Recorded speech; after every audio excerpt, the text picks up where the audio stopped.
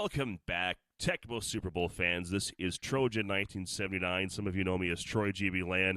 We're here on the Retro Sports Gamer YouTube channel. This is week 2 of the GBLAN Online 2019 Tecmo Super Bowl Tournament. Last week was Get Your Cold Cuts All matchups featuring the Cincinnati Bengals. This week, it's Scrambling QBs. So all starting quarterbacks will have maximum speeds of 25 or faster in the matchups that are available to the players. We have a matchup between Primetime and Hank the Tank, but before we get into that, we're welcoming back from last year's broadcast, Ohio's own, and this tournament competitor, Da Riddler, Eric Kuhlman. How you doing? I'm doing great, Troy. I'm happy to be back here. Didn't get to commentate week 1, but I'm ready for week 2. He is ready, so are we, and so are these competitors, Primetime and Hank the Tank. Let's see what they're going to play today. Tampa Bay, Detroit, a lot of running around with these quarterbacks. Why don't you break down the matchup of these two teams? All right, this is an interesting matchup here. Tampa Bay's offensive line is really weak, especially at the center position, so we're going to see Jerry Ball getting in the backfield there for the Lions. The Lions, on the other hand, can run 2 running backs at Haddix every play. We'll see if he does this or not, but obviously you have the great equalizer, Wayne Haddix. And there's always the great Barry Sanders somewhere in there. We'll see just how effective he is and which one of these players has the taps in this one. One-tap battle with an elite runner like a Barry Sanders can be the difference. So, Tampa Bay, Detroit, Primetime, Hank the Tank, Trojan 1979, and Da Riddler. Let's do it. I'm very interested to see what they choose to do with their lineups. There's lots of different options with both these teams. Well, speaking from experience, I know Primetime tends to like to grind it out, and Hank the Tank likes to air it out. We'll see. They're sort of in reverse roles for that in this game, based on the teams that they have selected. Sanders out of his end zone. Sanders out to the 11, to the 12, and taken down 1st and 10. Okay, so he does have both running backs, but they're not running at Haddix. They're running away from Haddix. Play action. Here comes Rodney Peete. Scrambling early per the matchup. 2nd down and 2. That's right. They know what the theme is. Pitch to Mel Gray on a run 3. Tapping battle, and Primetime so far has the advantage. 11-2, whatever. Hank decided not to tap that play. Shotgun formation. You're going to see a lot of run call. Ball is thrown up to Clark. He's open and out of bounds. So a huge play there, and you're going to see a lot of that with Wayne Haddix trying to control the entire field.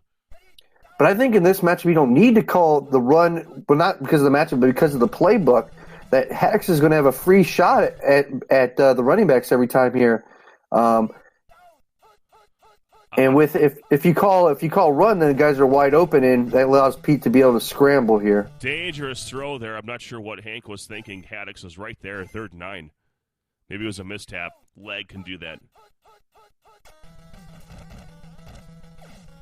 Called run again. J.J. Richard Johnson in front of Haddix. Nice time. 3 to 10. I guess Hank really not even trying to tap at this point. Maybe he'll save it for later. 1st and 10. Haddix against the run one. Can he get behind? He does. 12-5 on that tap. That all but makes run 1 ineffective. He's got the burn route to the bottom. Richard Johnson, all 19 maximum speed of him with the touchdown.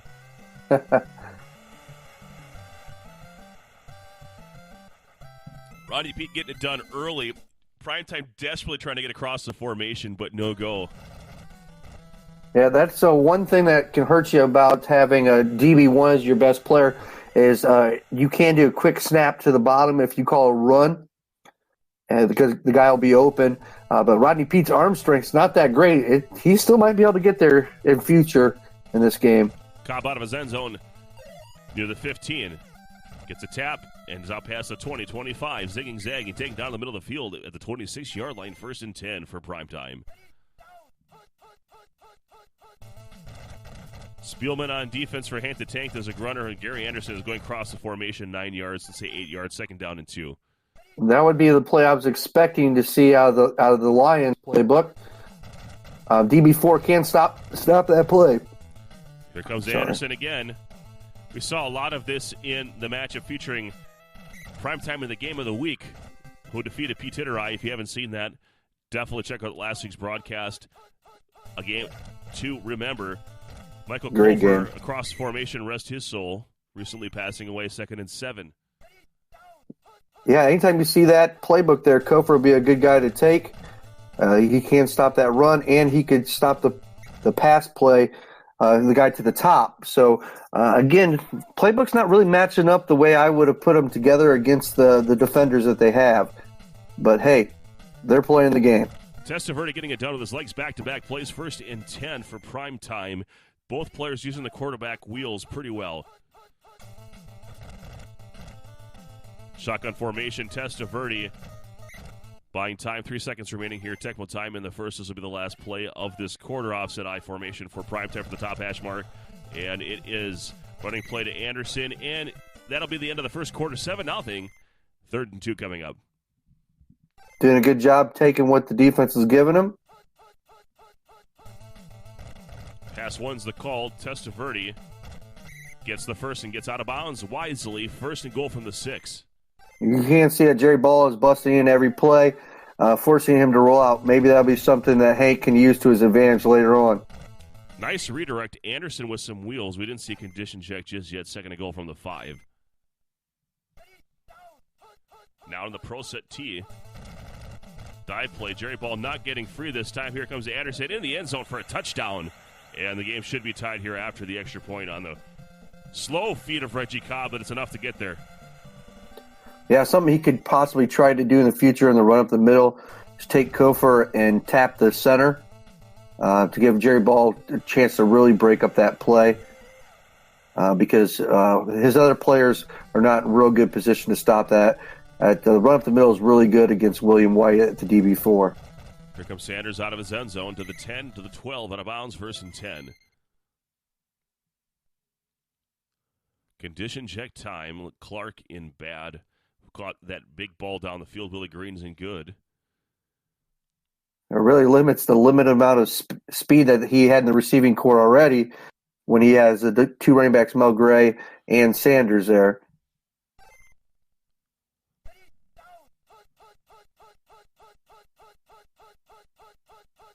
Single back formation, run 3 to Mel Gray.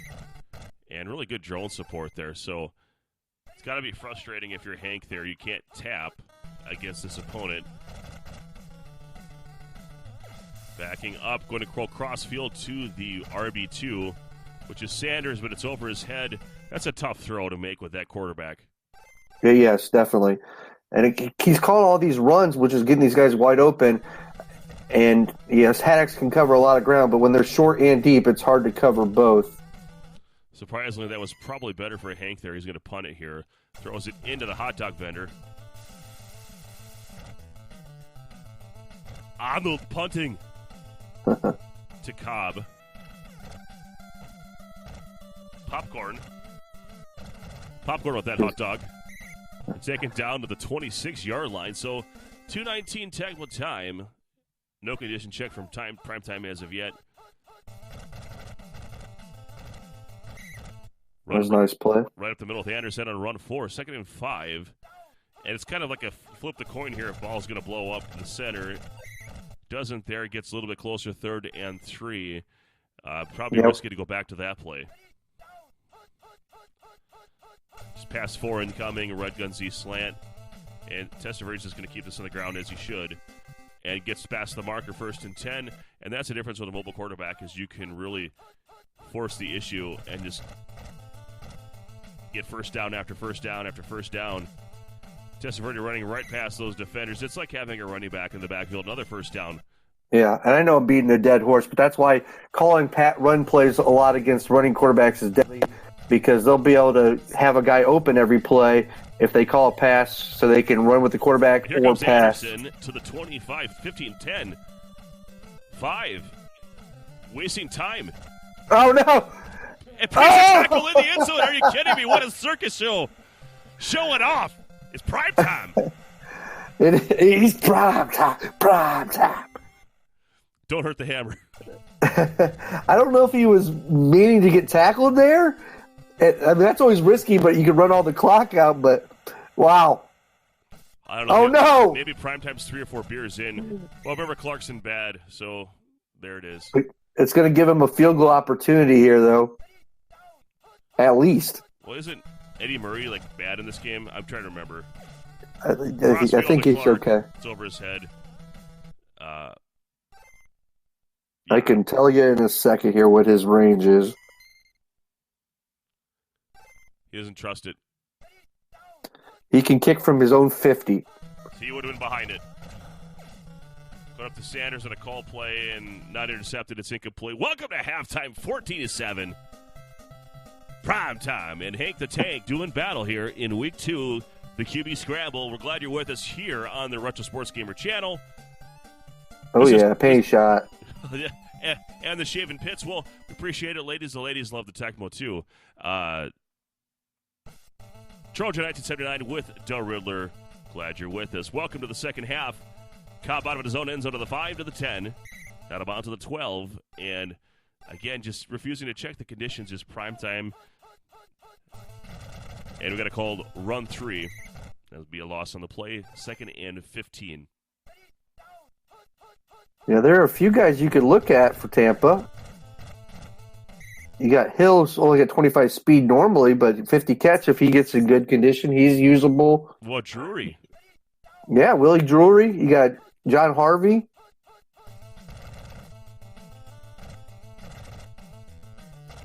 Anderson with a run, not really anywhere to go, and 4th and 15. So playing really conservative as prime time. It's a great job there by Hank. You know, a touchdown there would have made it really tough for him. Now the game's back in his hands to tie it up.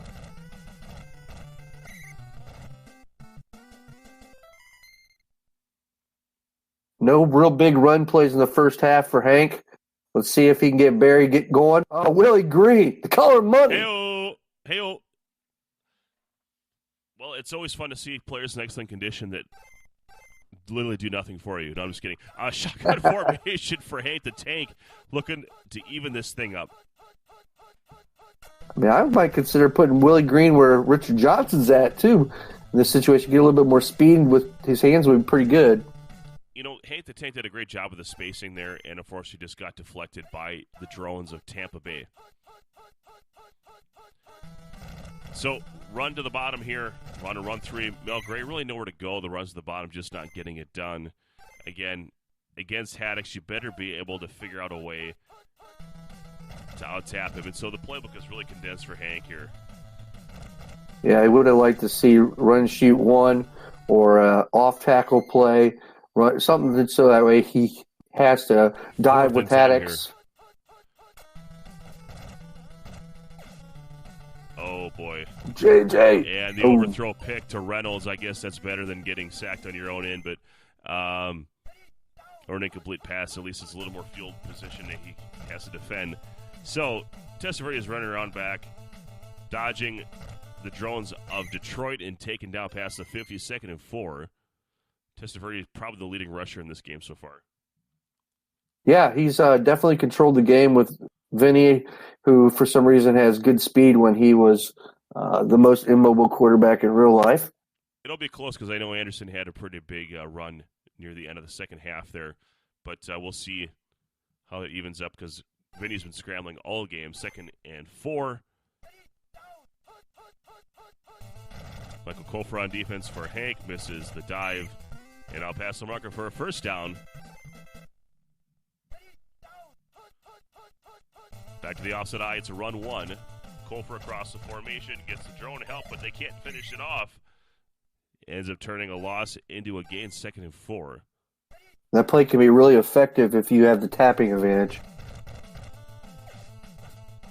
Bruce Perkins getting in the game. And I saw that. Yeah, he went to the OTAs too. Jameson, are you thirsty? Got him a little fashion right now. 2nd and 10. I don't see Jameson used very often there, but it worked pretty good actually. No blocking by the Buccaneers again. Offensive line's just trash. They're terrible. Terrible.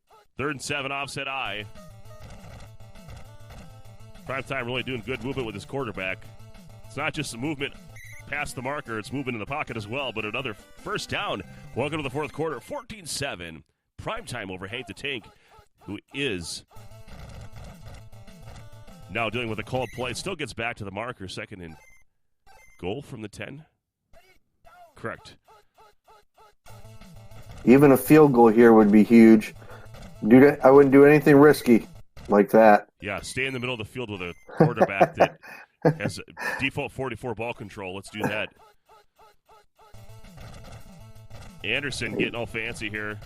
Tapping, taken down, 4th and 5. Field goal puts you up 2 scores. It's the right decision. It's the decision he's taking. Double tap this thing. Oh, allowing Kofor an opportunity to block it.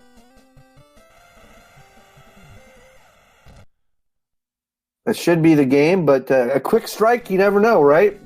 Well, when you have a speedster like Barry Sanders, you never know what could happen. Maybe Hank decides he wants to tap this year on one play. We'll see. I would consider even putting Barry and Mel Gray at your receivers at this point because you need to get some speed going down the field. Well, Barry's already going down on this route here. He's going cross-field in the RB2 position on pass 2. Here he got him. He's got him in the end zone. Touchdown, Barry Sanders. Hank the Tank is back in it. Touchdown, Barry Sanders, touchdown. You Green Bay Packers fans know that, right? I don't remember that. But I'm sure it was a thing. I just remember he terrorized us for years. The only redemption we had him, we held him to, I think, -2 yards one game. I once saw him in the Silverdome before they moved to Ford Field, actually. He's one of the few players that I actually would ask my parents if I could stay up late and watch all of Monday Night Football for, because he was the most dynamic player I ever saw. Yep. 2nd down and 12. And again, Jerry Ball, the DL2 there is wreaking havoc on the run game. Primetime trying to move the ball and take away clock. 4th and 6. Really, I think that was a little too conservative here. I don't know that you want to give the ball back. I know you've been stopping Hank all game, but he's not afraid to air it out. That's kind of his game, and he's gotten good at it. Remember, he lives with Gatz, the JJ King. Yeah, you would have liked to see some pass where you could run some clock a little bit and then run out with your quarterback or something. Those plays all went really fast on the time, and he just showed what he could do throwing the JJ to Barry the last time. So he might be considering going for it here.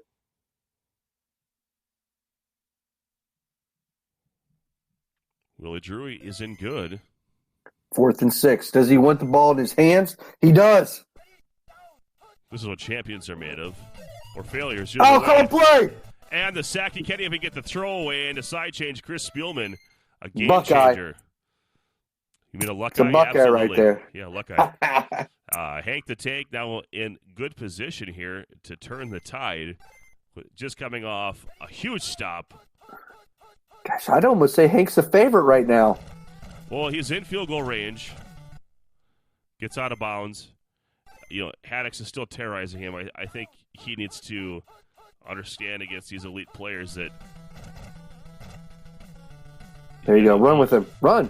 No. It's a jump pick. Yep. You got to be kidding me. Yep. Haddix is disgusting. Yep. That was perfectly baited. I don't know how you can get a second stop. The Tecmo gods have to really redeem you, and after that, I don't know that it's deserved. But Hank will try. 1-3 missed dive. Here comes Anderson with really no resistance. This is going to be a big run, so Anderson will definitely have the most rushing yards in this game. Getting cocky as he is prime time there.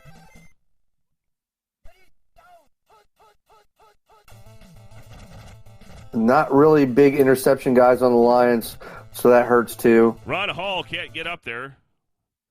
You do have William White has a 56 at DB4.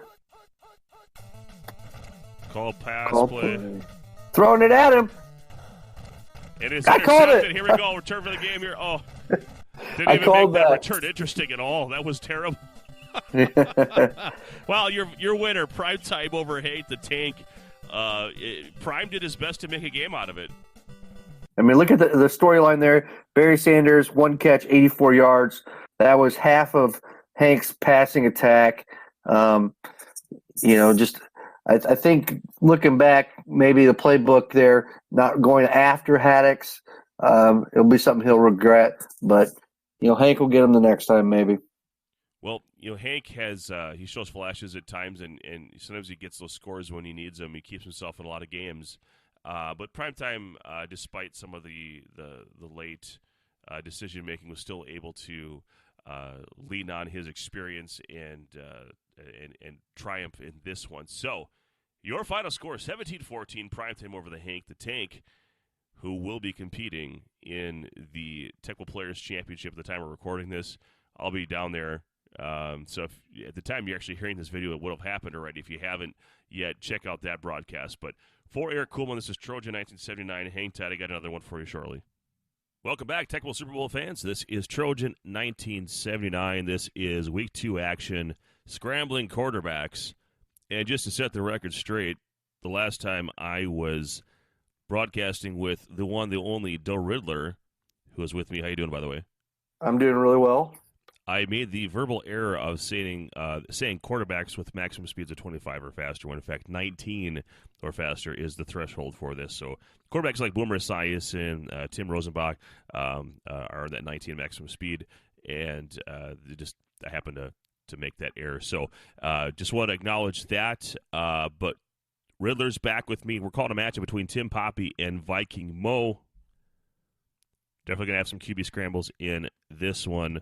We are looking at the Green Bay Packers and Cleveland Browns. Why don't you break down the matchup of the teams here? Well, first of all, these two quarterbacks both have 25 max speed running, though QB Browns is much more accurate than Magic Man Don Mikowski. But the difference is Green Bay has the true superstar with Sterling Sharp, who can make plays. So the other Packers receivers are a little slower. So you'll see a lot of times just force feeding to Sharp because Cleveland's got not a whole lot on defense, and they're guys that are best. Linebacker 3, Mike Johnson, and DB2, Minifield, are sometimes in positions that make it difficult to control them if the runs can be easily tracked at them. Some people really like Cleveland in this matchup. I tend to be a Packers fan. On this one, I like to use both running backs because there are multiple running backs that can be used for the Packers, and isolate my runs at Mike Johnson and Minifield. And then if I have to throw, force feeding it to Sharp, knowing that the opportunities of getting intercepted are smaller. Well, thanks for that breakdown. Let's get into this. By the way, both Tim Poppy and Viking Mo also have commentated in past tournament play. So very knowledgeable players, very accomplished players, both Tim Poppy and Viking Mo. Let's get into the action. Green Bay Packers, Cleveland Browns, Viking Mo, Tim Poppy, Trojan 1979, and Doe Riddler here on the Retro Sports Gamer channel here on YouTube. If you're watching this on Facebook, on GBLAN, we're also thank you for watching there as well. Looks like Viking Mo is going to be kicking this off. Chris Jackie. Who do you usually prefer in this matchup, Green Bay or Cleveland? I take Green Bay all day. I'll explain why as the kickoff goes here. If we get a pause, I'll break that down. But here comes Mack out of his end zone. Nice return so far. Breaks the tackle, and here he goes. Mack does have that hip power that some of these drones are just going to popcorn off of him. Oh, great return. All the way out to the 41-yard line. So I believe that the Packers, despite their bad secondary, have at least manageable defenders, whereas the defenders, like I said, on Cleveland are just terrible. Their overall defense is terrible. The Packers have a balanced running attack in addition to the passing attack, and against this defense, they should be able to do what they want. So that's a called play. You start to kind of fit the Browns into a predominant passing attack. Yeah, I agree. The only downside is the two best Packers players only have 19 INT. So versus QB Browns, you can get some CCs. The playbook here dictates that he's going to be able to use Tim Harris quite a bit. So Harris on defense, run one's the call. And good defense there, 4th down and 4. A little frustration there by Pappy. So Viking Mo must have a tap advantage here early. I saw Pappy tapping at 9, but we haven't had a real situation to let it play out. So 4th down and 4. He is going for it. Tim Poppy out of the shotgun formation. Bob Nelson. A little one-on-one game here. And QB Browns using the scrambling ability for the first down. So was very patient and finally took to the sidelines and got the first down. So nice play by Tim Poppy there. And there's where he's going to be able to use Harris to come around on most of these plays here. Even the second run, he can loop in over the gap. Let's see if he does that here with Harris. Okay, he's just going to play down, okay. Nice play there. And with him having Mack at the running back instead of at the tight end, he's not going to get any extra blocks through popcorning the first linebacker there because Green Bay's linebacker 4, I believe, is only like a 38 hit power. Big 3rd down here, and it's called on a pass 4. Tim Poppy going up to Eric Metcalf. Has the JJ in the end zone. Touchdown. Wow. So call play be damned. It's a touchdown. A good retreat there and throwing a prayer, but with QB Browns, you have less fear of getting picked off there. So, hey, there you go. The extra point is good. 7-0. Tim Poppy over Viking Mo. It's his turn. Yeah, the hit power for linebacker 4 for the Packers was a 31, so Matt could have popcorned him if he decides to ever switch that up. Haddock's out of his own end zone to about the 13. Some weak side open, single back. We do have the dive play on run 4 with no pass play to disguise it. Normally, you see a lot of people go with the QB sneak there. I'm actually a fan of that play against this defense. It's basically there all day long, 2nd and 5. Yeah, you can go inside or outside with it. It really is a great play if you're a tapper as well. Weak side open run to Keith Woodside. Tries to get the bump, but does have the first down. So contained well, but enough for the marker, and we'll reset the downs here. The QB sneak's still a great play, though, I think, because against the Browns' defensive line, you can pick up 3 to 6 yards fairly easy, and just to keep them safe. Here's the reason. Other reason I don't like that play at run 4, and again, it's different preferences, but you can't put Ed West there now. That's true.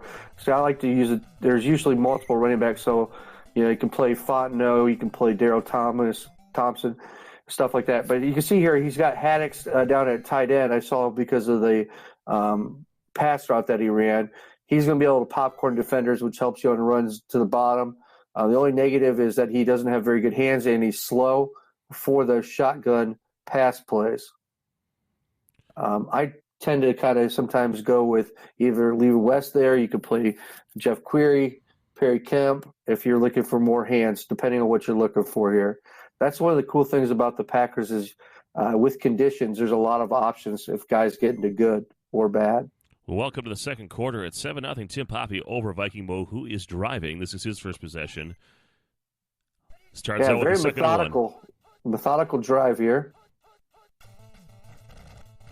Pass 3 is the call. Mikowski is going to go underneath the Kemp. Risky getting back on the inside. I like to see him hit to the sidelines, but gets a first down. Now it's 1st and goal from the 8. Yeah, especially when you've had no trouble moving the ball.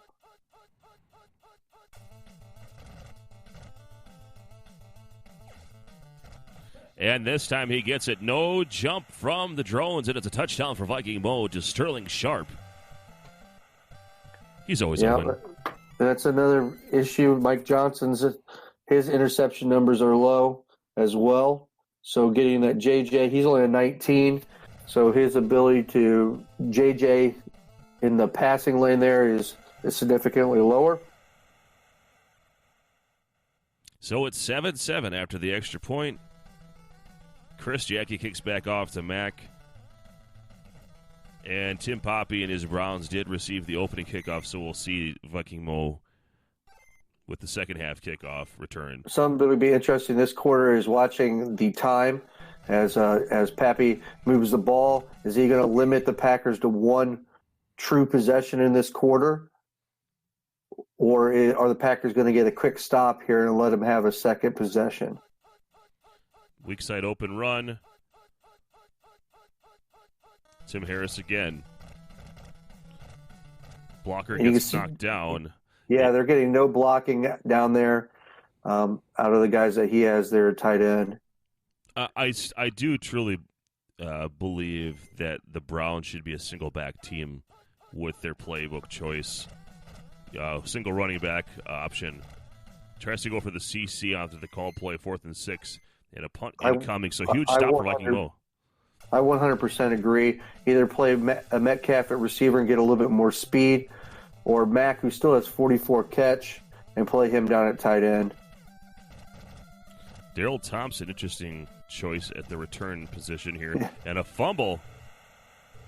Bouncing around. It's picked up by the Browns. Oh, no. Here's a house call from Webster Slaughter. Not what Viking Mo wanted. And Tim Poppy takes the lead. Sick. They'll teach it for not playing Haddix back there, unless Haddix was in bad condition or something. Well, even so, again, ball control is a static 44. It's on a punt return, so that wouldn't have mattered. It doesn't matter what your condition is? I didn't know that. It only affects your rushing power and your running speed, but not your maximum speed. That's determined by the bottom safety. So, all right, so Daryl Thompson, and again, this has to be something with that whole. Some people have that superstition that they put a good player that it's going to cause a fumble or something. It's really irrelevant. So, all right, 1st and 10. I just didn't know that the condition didn't affect their ball control. I knew it was based off the safety and the tackle for kick return and punt return, but I didn't know it was a static 44. Correct.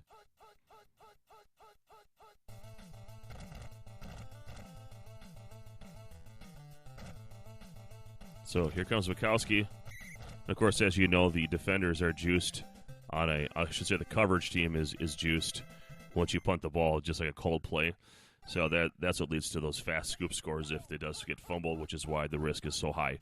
Anyway, back to this game, this possession. Run 3 is the call. Woodside, lots of room and a good blocking now. I would have liked to see maybe one more dipsy-do to try to lock down Johnson there, but still a great run by Viking Mo. Yep, that's a difficult spot. The shotguns are allowing him to take Minifield without any real concerns. Mikowski doing it with his legs out near the 50. 2nd and 2. Yeah, 2nd and 2. Only 30 seconds left, though, so we'll see if he's going to take a shot to Sharp here. I think he's right on the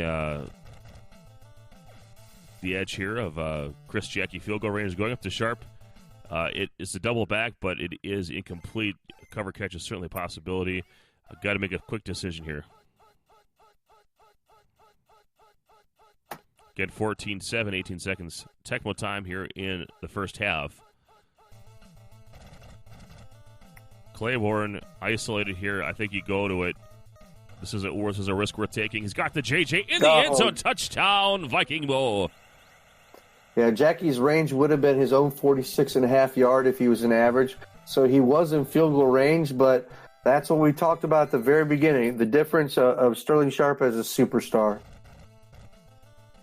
Really hard to justify if you're Tim Poppy there, and I know that by tie game, by the way, welcome to halftime. 14-14 is your score. It's Trojan 1979 with Eric Kuhlman, the Riddler, here on the Retro Sports Gamer channel. But you don't want to have a one-man defender on Sterling Sharp. If you can have yourself plus a drone, that's ideal.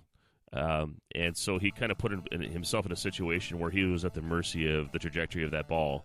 So And the issue, you knew he was throwing to the end zone, so I would have took the DB4 Murphy, even though he's slower, just to go back and have more interception. I mean, versus having Nelson there with his 19 interception against Sterling Sharp, who, like I said, is ridiculous.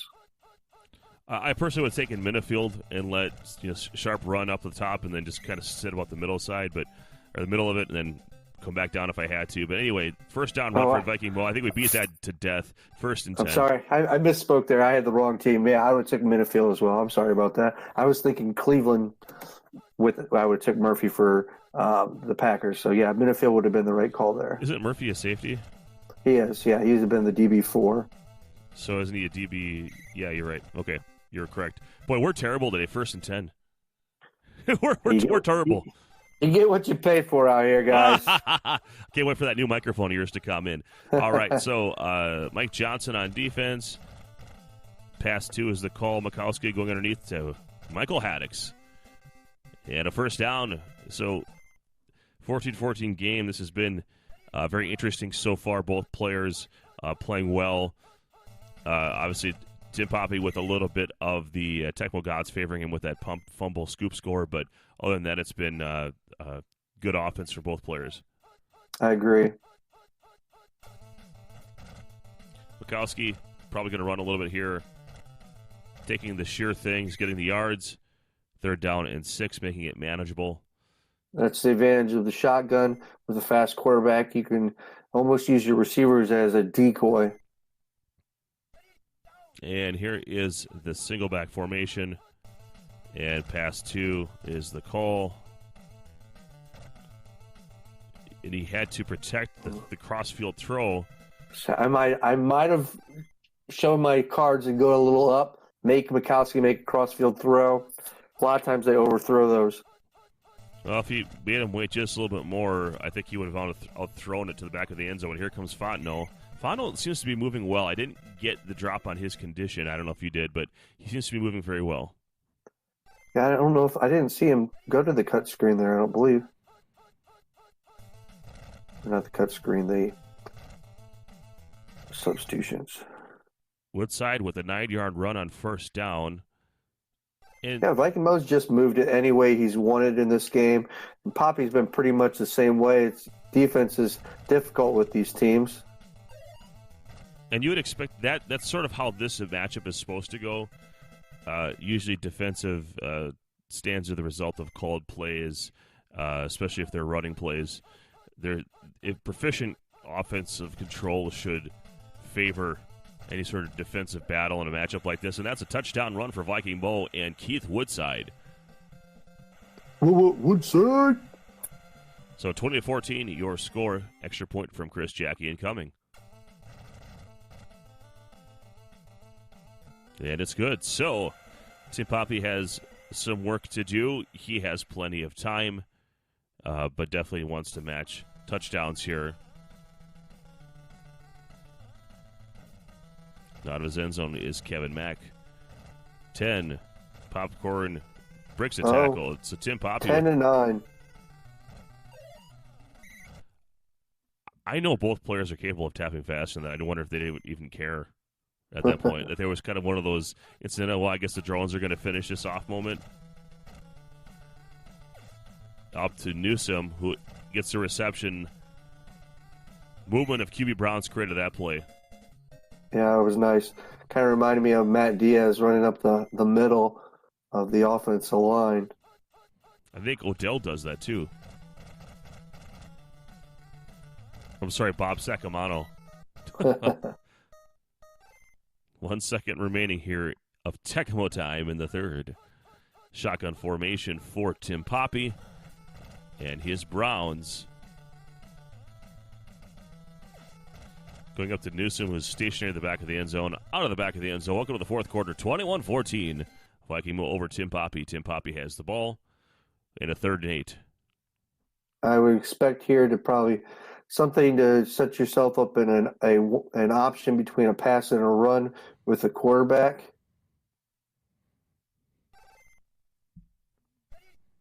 Single back formation from the bottom. This might be a pass 1. Nope, run 3. Well, I have a 1 in 8 chance of getting it right. I tried to go 1 out of 4 there, and my Tony Romo was not very good on the guessing. 4th and 2 here. Obviously, he's going to go for it. The whole playbook is open.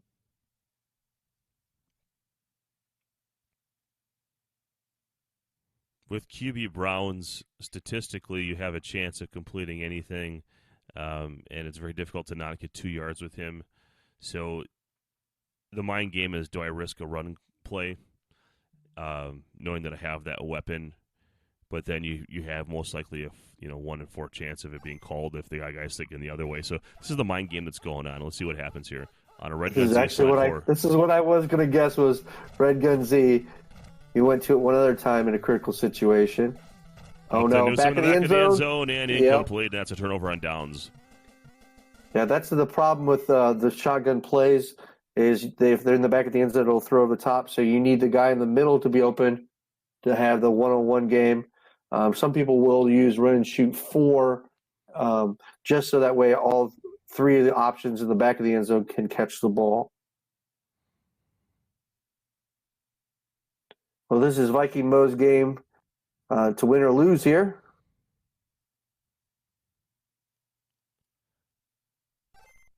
Well, 4:16 remaining here in the 4th of Tecmo time, 21-14. Viking Mo, ball from his 15 and a run 3. And really good drone support there, being very conservative as Viking Mo gets out of bounds. This is a great play by Poppy, popcorning the lineman to allow his drones to pursue. And we've got a really wide selection of receivers. Open, Stilling, Sharp, stationary. No contest. They're out of bounds at the 31-yard line. First down.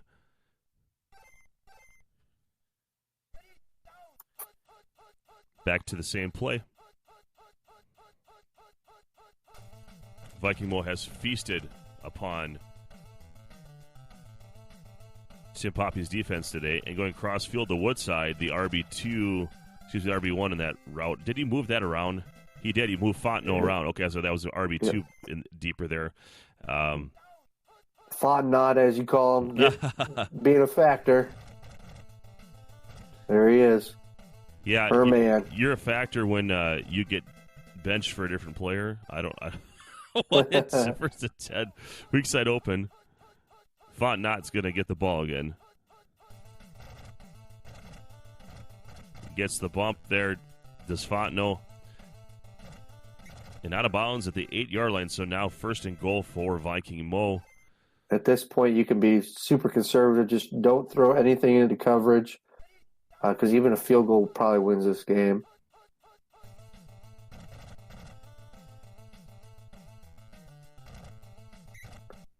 And I think at this point, if you're Poppy, you're going to want to blitz up the middle with Mike Johnson. Just hope that Mikowski makes a mistake. Because if not, he's just going to keep running 1 yard, 2 yards. Huge dive. Viking Mo had a touchdown if he could find that B button, but he didn't. 3rd down and 6.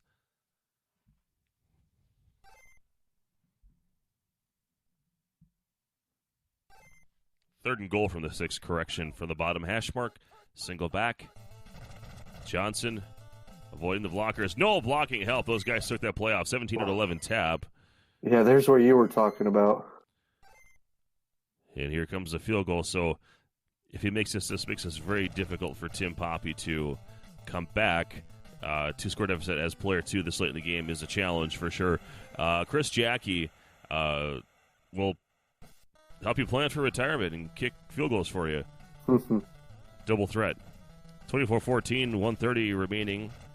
Mac to his 11. So at this point, I would expect Metcalf to find himself, should be finding himself in an outside receiver role. Call play, QB Browns buying time up to Wester Slaughter. No covered catches.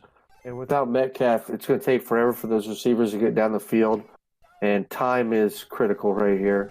Another called pass play. Of course, you got the 1-4 factor right now. Reggie Langhorne with the redirect, and gets tackled immediately. 3rd down and 3.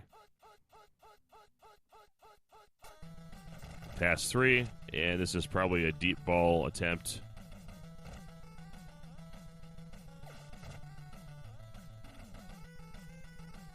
Going for it all. In the end zone, lots of touchdown for Tim Poppy.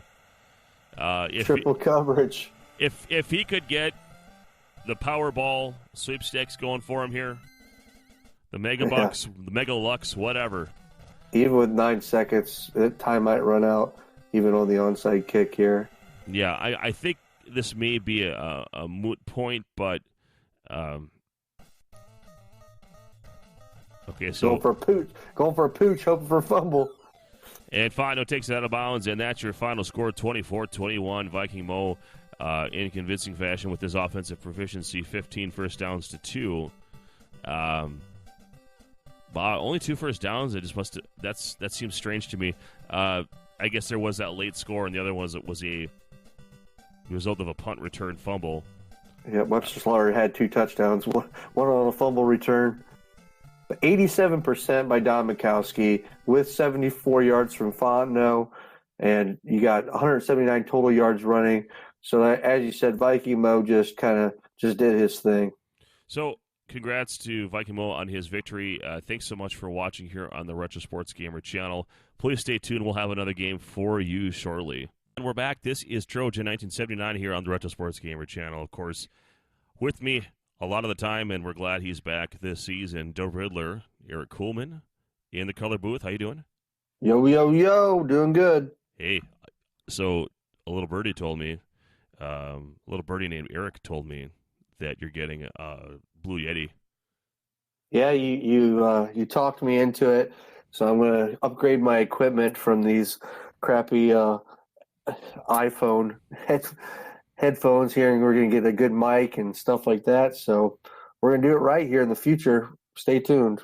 So when our mouth starts falling down the stairs, as they typically do when we are broadcasting together, it'll just sound better. You'll hear us making mistakes just with that much more clarity. So excited about that. Obviously, I made the upgrade to the soundboard and standalone mics. And, I sound as good as ever, but I still say the same incorrect crap. So, but glad you're with us here on the Retro Sports Gamer channel. We're in week 2. Everything about scrambling quarterbacks, and again, not 25 and faster maximum speed, 19 and faster maximum speed. All the quarterbacks that are starting in this, and the available teams that are being selected this week are all at least 19 maximum speed or faster in average condition. We have a matchup now between Simple Simon and Pistol Pete. And let's switch over to the matchup of this week is Green Bay Packers, Cleveland Browns. At least this seems to be the most popular of the matchups that we've called so far. And we've broken down this matchup a number of times for the viewers, but what's your preference in the two if someone calls this? If you feel comfortable answering without giving away, I know you are also a competitor in this tournament, but what team are you more comfortable with? I'm more comfortable with the Packers. I just like the more options that I have. Though the Browns are really, really good on offense in this matchup, though. The Packers, I like to use the double running backs. And you have the options of switching running backs with conditions because there are numerous guys that are close. You can go with Fontenot, you can go Woodside, you can go with Daryl Thompson. And if you really wanted to, and if he gets in good condition or excellent, you can go Haddix and start popcorning people like crazy. And you always have Sterling Sharp out there. He's a special receiver that if you're in trouble or you're down late in the game, he can score on any play. The Browns, on the other hand, I like to either play Mack at running back and Metcalf at wide receiver, or play Metcalf at running back and play Mack at tight end. And there's a lot of different things there. The problem with these two teams is defensively. The Packers have a few fast guys, especially Nelson at defense tackle, but he only has 19 interception, which is a problem if QB Browns throws anything into coverage. It can get caught. And for the Browns, their best player is Mike Johnson and Frank Minnifield are in bad positions to stop the run, which is like the core of my philosophy. If you can stop the run without having to call it, that makes a big difference. That's why I favor the Packers. Great breakdown. And wow, that's awesome. See, folks, this is why we're getting better equipment because, I mean, it sounds like we're using Dixie cups and a string here for this broadcast. And it can't be helped. This is the technology. This is the world we live in. But I mean, did you ever think about 25 years ago you'd be watching broadcast of your favorite sports video game? I sure didn't. No, I mean I remember the days of ICQ and dial-up internet. Yeah, exactly. And the first time that I could talk to somebody from Canada, I was tripping. I remember that we were playing an old NHL game on the computer, and I remember I was in one of those leagues playing that with a guy with Canada, and it was something else. Which NHL game was it before we get into the game? Was it 94? It might have been. I remember I had Michael Niley. One of my centers was one of my first picks. I didn't know anything about hockey at the time. Oh, so dumb. But yeah, I remember you had the joystick and you juke left, juke right, and you could backhand on the one-on-one against the goalie. It was good times. Well, our journey to get to the point we are where people can play online and have an actual decent experience, it took many, many years, many people working hard behind the scenes, creating emulators, in a process that makes this work. And you're going to see the benefit of that today. So Pistol Pete, Simple Simon, Green Bay Packers, Cleveland Browns, Trojan 1979, and the Riddler from the Retro Sports Gamer channel. Let's get it started. All right, I'll be interested right at the beginning to see if they have Haddix at kick return for the Packers and Mack for kick return for the Browns. You have the opportunity to popcorn some drones and get a few more yardage and maybe potentially stop you from fumbling it so you can get out of bounds. Jerry Carrick will be kicking off here for the Cleveland Browns. Simple Simon with a decent meter kick here. And yes, to answer your question, Michael Haddix is going to return this kick. Directional to the bottom. 10, 11, out of bounds. Are you a fan of the directional kick? I personally am not. I do. I usually kick down to the bottom if my DBs are fast. And this matchup, it really is not going to come into play. But sometimes, like against teams with an elite DB, you can make the risk of a safety. The biggest reason I do it, we'll let this play here. Offset I formation for Pistol Pete, Blaylock. On defense, this is the play action underneath the wood side. It's completed. Tries to get that blocker drone going for him, but the drones from behind take him down. Not before first down, Pistol Pete. This is basically the playbook he uses. To finish this up, what we've said real quick here, the reason I do directional kick is that they can get out of bounds right away and cost themselves yardage, which puts their early down play calling in jeopardy, or they have to run back across the middle of the field, and as we know, turnovers are the devil. The devil with a foosball. Okay, back to pass one. Already some mileage here. Normally this is kind of one of those gadget plays, Woodside with a second reception already out near the 50 and a first down again for Pistol Pete. Yeah, using the thread, probably sharp there, wide receiver one. Look by his speed, yep. Now, if at any time Simple Simon decides to take it away, it could be a disaster when you get a called play on a handoff. But going up all the way to the top and on the back of the end zone, Pistol Pete waited too long to throw that one. Yeah, I just mistimed it. There's risk versus reward with the play action for sure. So back to the offset eye. This time it is a dive and only about 4 yards for a 3rd and 6. Yeah, to go up the middle there, risk versus reward for a few yards. A lot of times people will bounce those outside once you try to get the human player to run into a drone.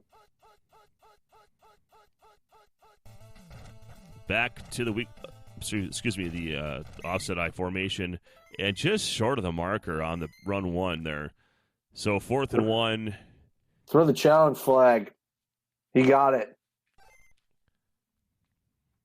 Big opportunity here for Simple Simon to lock it down. Of course, the mobility of the quarterbacks will play a factor here throughout the game here, and that makes this the most difficult part of it. So a dive attempt there, Haddix. Not the most... Putting him in at run 3 is a bit questionable in my mind. I think you could argue going with Thompson or Fontenot there. Yeah, I would definitely go Fontenot. I mean, Haddix is pretty slow. If you're going to play him at running back, I'd rather have him at running back 2 and have him be a lead blocker for that play up the middle and run 2. But hey, let's see if it works for him.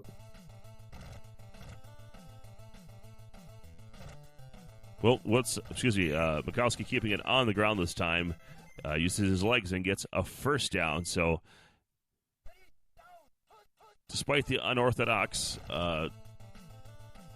alignment, we see some success already. It's a third completion to Woodside, reverses field, but does get past the marker, and another first down, fourth of the drive. Man, he is loving that play action right now. So, I wonder if this is where you go for that pass, too. He does. And he goes up to Sharp in the back of the end zone. Touchdown, Pistol Pete. Perfect spot on the field for that. Yeah. And we'll see if Simple Simon learns to adjust. I mean, when you see a playbook that's not as common, sometimes it takes guys a drive or two to really lock down, hey, how do I want to play this playbook?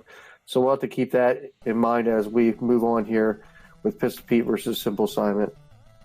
Mack out of his end zone, a directional kick for him as well, back to the middle, and tapping, getting some blocking, but can't break away, and back pretty far on his own end. So and that's what I was talking about, where you had to go into the middle of the field, and you're risking a potential fumble with that 44 PC, or I'm sorry, not PC, the fumble number there. Well, ball control, BC. So it's always tied to the actual player stat on a kickoff. So just to differentiate that from a punt return, that's where your 44 kicks in. 7-0, Pistol Pete over Simple Simon. Simple Simon on his first drive of the game. And we got some awesome static coming for you. It looks like it's gone now. So Newsom, perfect with the pass. reception there, the laser from QB Browns, and it's a first and goal already. That didn't take long.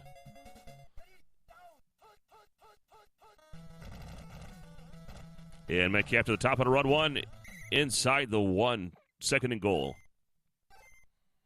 QB sneak here. It's hard to stop. And there it is. There it is. Yep. Yeah, and that's a touchdown.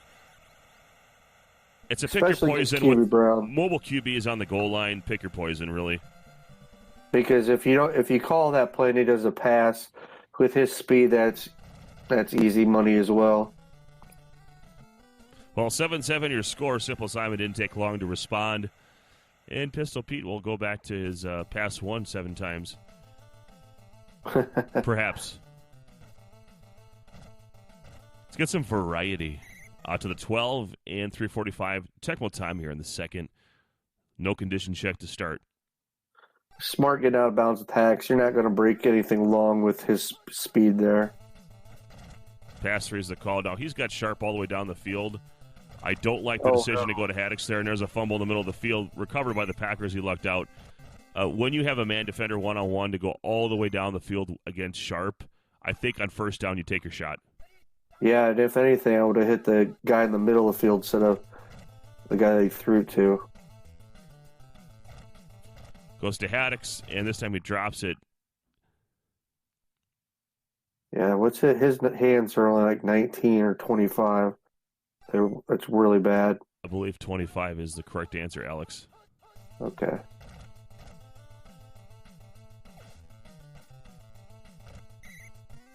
If you're the Browns, you got to be getting frustrated. He's had open guys almost every play, multiple wide receivers open. Well, another first down for Pistol Pete. He certainly has no trouble locking those down. And here's another play-action pass. Going to Sharp again. And this time, Simple Simon has the man defender in the perfect position to knock it down, 2nd and 10. Yeah, he must be either calling a lot of run plays or he's calling that shotgun, which is leaving multiple receivers open and making it hard for him to cover the whole field. Run 1 to the bottom, and 3rd and 1 is the down and distance, 150 Tecmo time. Simple Simon wants to start thinking about maybe getting his ball back. And a called run 4. Loses a yard. See if Jerry Cork's going to attempt a kick. I don't know if he's too far back or not. Well, yeah, this is Packers ball, so this could be. I'm sorry, excuse Chris me. Jackie. Thank you. He's right. I would have gone for it as well. He's right at that. I thought you said it was the 46 46.5 if he's an average, which you never know. Well, good play. Pistol Pete keeps it on the ground with Mikowski and gets the marker, so we'll never know. So Pistol Pete with his 37th first down of the first half. And another one. I mean, I think that's the way you play with the Packers, though. Control the clock, and then if you have to, take a shot with Sharp every once in a while. He is the Oprah Winfrey of first downs. You get a first down. You get a first down. Everyone gets a first down. Get those G6s. That's what it was. I teach that in pop culture class, actually.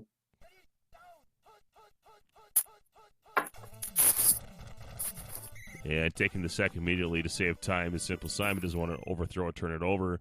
He knows he sacked there by Bubba Baker. He's got some good barbecue sauce. Sounds delicious. It's about that season, too. Yeah, I busted out the grill, actually, on Monday for the first time. Well, 4th and 11 here. See, Simple Simon should have called timeout here already. Not calling timeout is a mistake because if he misses, you have a chance to go down the field with a play here. I don't know if 6 seconds will tick down on this. I think he'll have time left. He made it. Oh, he did. Oh, and so no! Now Simple Simon has a chance.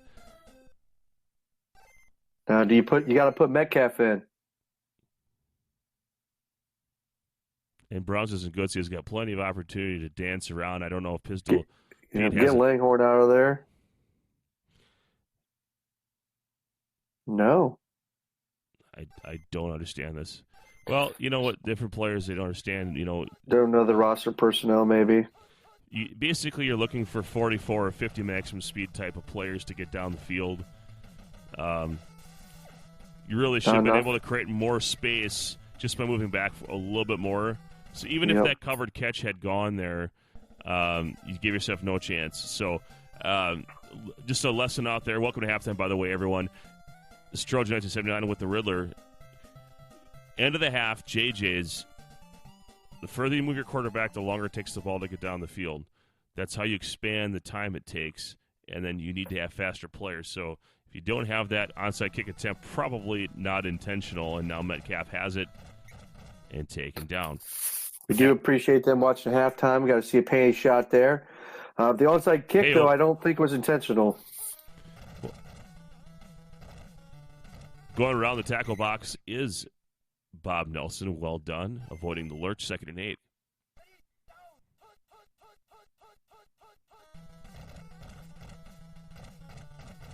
Metcalf trying to break a tackle. He does. The Packers defense looks slow here.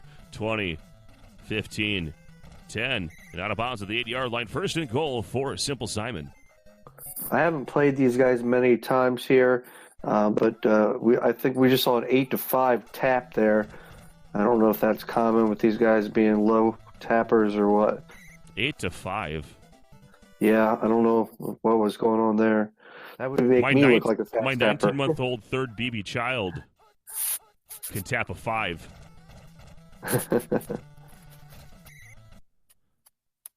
All right, 3rd and 7.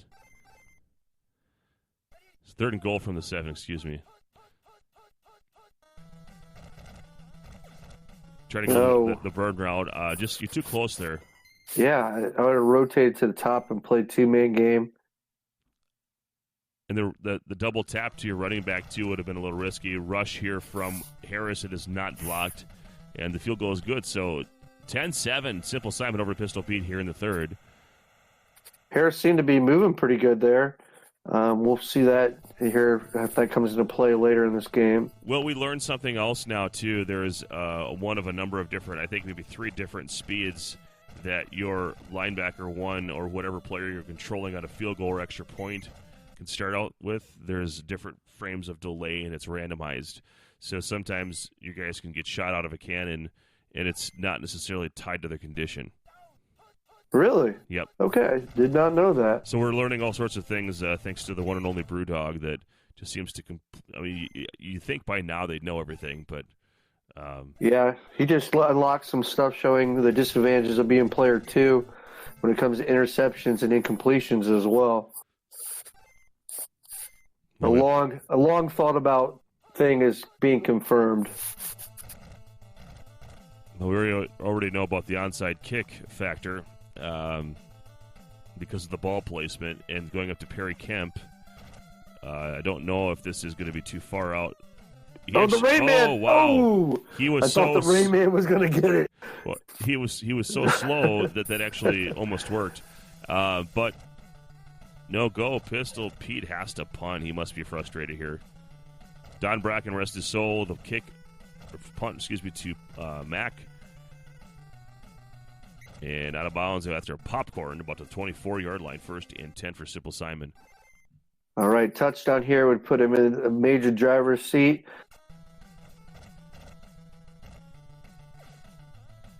Another force to slaughter.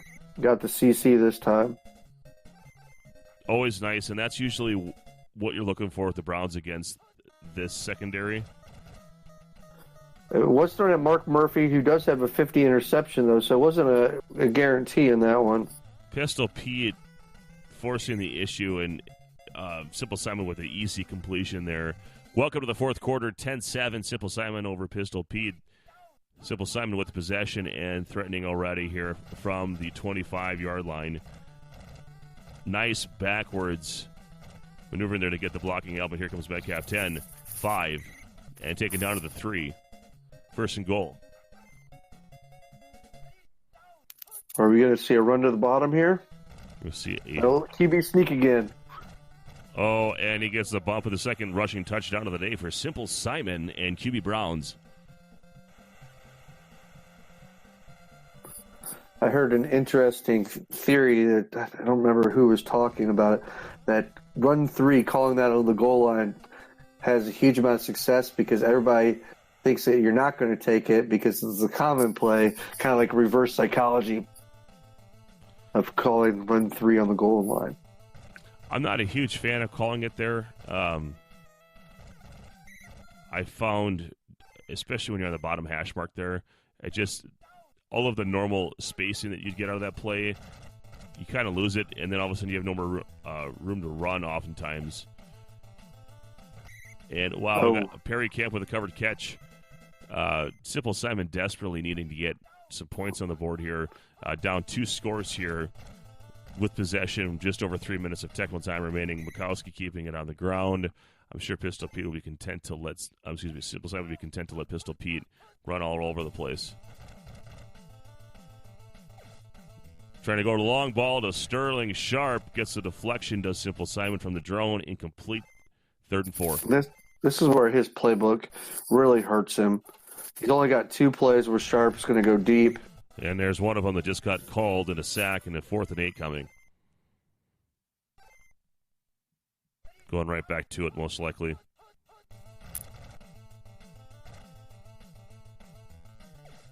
Underneath the Woodside, it drops it, and now we have a turnover on down. So, not looking good here for Pistol Pete. Yeah, and I think the playbook really hurt him there. Sometimes disguising the play is not as important as putting your players in the best position. I mean, even if you know it's an offset running back play, who are you going to take on the Browns that's going to be that effective to stop them? So I think that really hurt his ability towards the end of this game. If you're ahead or a close game, it would work really well, but from being behind, it puts you in a hole. Incomplete pass to Simple Simon. Oh, our man. Friend Bob Nelson with the pick. Hold on a second.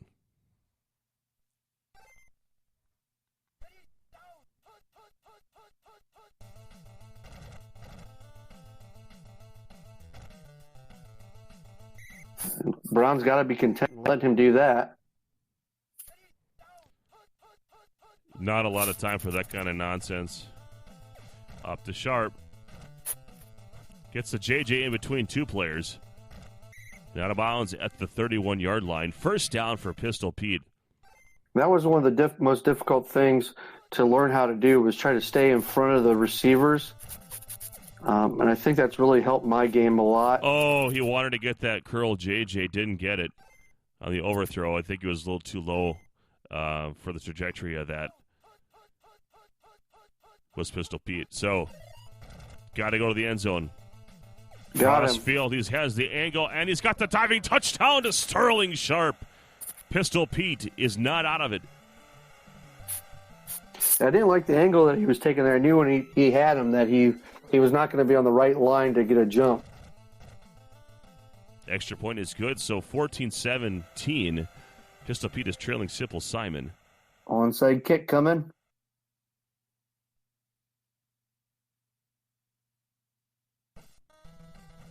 Oh, boy, no chance there.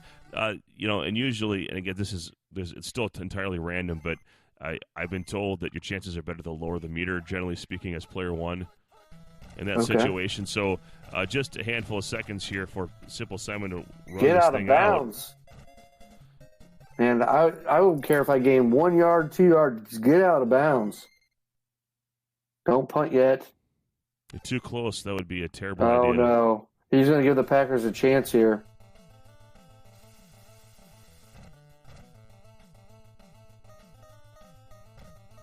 Yeah, you can't leave any time on. This is a mistake that we've seen before. It's cost people games. Let's see if Pistol Pete can make anything happen here with this opportunity. 1 second. Again, new players. It's okay to lose. You can lose yardage. Run backwards with your quarterback for a while. Make him and the drones chase after you, and then let it go at the end of the game. So if it gets intercepted, it's in the end zone, or run out of bounds and then do it again. Now, if you're the Browns here, do you take Mike Johnson, blitz right up the middle? I think you do, and hope you can get back to catch him. Oh, wow. Almost the auto dive there from Clay Matthews. Put yourself at the mercy. Run around. Let it go. Let it go. Here it goes. He's got a bad angle. Yep. 3, 2, 1. Oh, and the doink of the double coverage. It broke the route off. Pistol Pete had his chance despite all of that.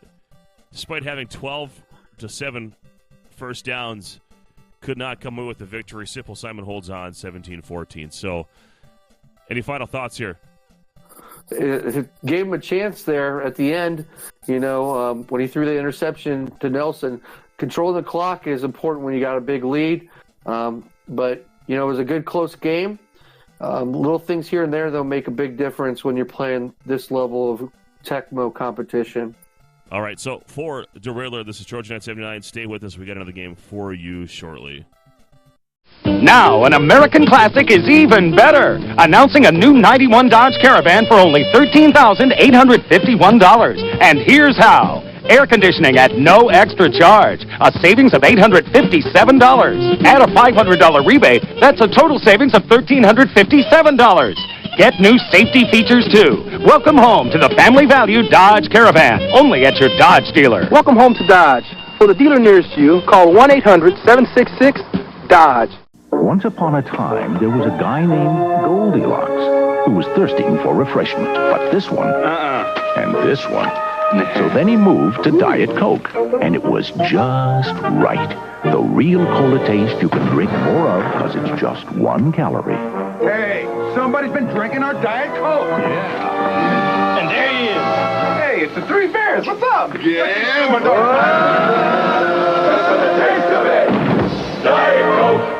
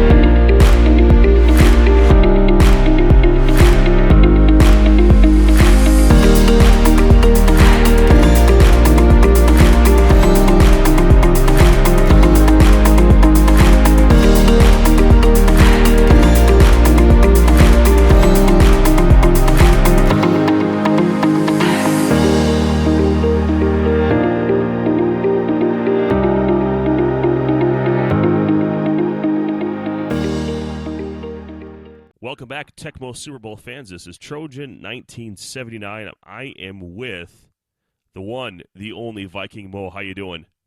I'm really good. Thanks for having me. Welcome back. We missed you. We didn't have you in week one as far as a commentator, but we did have you as a player, at least in the standings as far as they're concerned. But we're going to talk about Nelson 79, Randy Wiggs 25.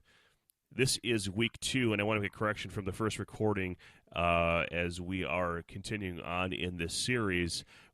Everything is involving QBs that have a maximum speed of 19 maximum speed or faster, not 25. So just a correction on that. We do have some teams involved. Example, the Cardinals and the Bengals, for instance, have 19 maximum speed. So for the starting QBs. So moving forward here, that won't be an issue in this game. We've got 25 and 56 as we are going to be covering our friends QB Eagles and the Philadelphia Eagles and Warren Moon and the Houston Oilers. Why don't you break down this matchup, which is traditionally unconventional? You don't see it often called a normal tournament play. Yeah, I don't like giving my opponents either one of these teams. So I think with the Eagles, the pressure is to score every time, and then the clock management is so important. And then I don't like the Andre Waters matchup versus any Oilers receiver and Warren Moon. So I feel like you could do everything right and still kind of get beat just because they just might not have the right guys to match up here. So playing those matchups will be important. Clock management with the Eagles will be pivotal. And I think we look at the players, both really good players that are really developing their games. I got a lot of respect for Randy's game right now. It'll be interesting to see the taps. I think Nelson might have an edge. Randy can get pretty fast, but I think Nelson might have the edge. Great breakdown of both the teams and the players. Let's get to it. Trojan 1979, Viking Mo, Nelson 79, and Randy Wiggs. And this is a little bit of buddy ball with the Eagles and the Oilers. Let's get to it.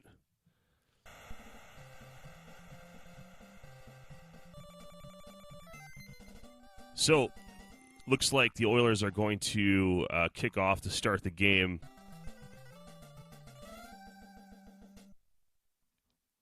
Do we see a Lorenzo White sighting in this game? You know, I like to sub him out to start and play conditions from there. If I need a little bit more explosiveness, I might throw him in. But that's just I don't like to risk it, especially when you can go from 19 ball control down to all the way up to 81. Well, on the other side, it looks like we're not going to have the Shermanator, at least as the starting runner. Going with Drummond here. So, QB Eagles under center. Hands the ball off to Drummond. Nowhere to go. Only 1 yard. 2nd and 9. We're probably going to see a lot of this play. Red Guns East slant 4. Crossfield to Drummond. Gets him on the run. Fumble out of bounds. But a first down for Nelson 79. So a nice way to start the drive. Well, fortunate to get out of bounds there with the fumble. You got to be smart with the Eagles. You can't afford a fumble and a turnover. Dick with a nice dive there, 2nd and 4. Need plays like that, and you got to slow down this offensive juggernaut, which is QB Eagles. Crossfield to Calvin Williams to the 30, 25, and out of bounds at the 22-yard line. First down, Nelson 79. I like forcing the crossfield pass. Might get an incompletion out of that. Johnson across the formation, Drummond again. And I think that Nelson is going to try to utilize his perceived tap advantage here and is okay with running the ball, maybe breaking an occasional tackle. Tries to go to Jackson at the time, JJ, but the defender drone is in the way and knocks it down 3rd and 5. Called pass 2 here. It's going to Calvin Williams again, and it's completed inside the 5. 1st and goal from the 3. That was dangerous. Childress this time just getting after it. Tap gets the bump in the end zone. Touchdown, QB Eagles. Well, it wasn't an eventless drive. He had to really sneak a couple of big plays in there. Obviously the covered catch was a huge play that could have went the other direction and already turned this game on its side early. It's 7-0 Nelson 79 over Randy Wiggs 25. And just a heads up, you are cutting out occasionally, so Not sure if it's the levels or whatnot, but I just want to give you a heads up on that. So Pinkett out of his end zone to the 10 and out of bounds at the 13, first and 10. Let's look at his playbook here. Well, not looks a lot good of to time. me. Just call pass. There you go. Just say no. Ernest Givens with a time JJ route on a called play, 40. And out of bounds at the 42-yard line. So, taken down in the field of play, first and 10.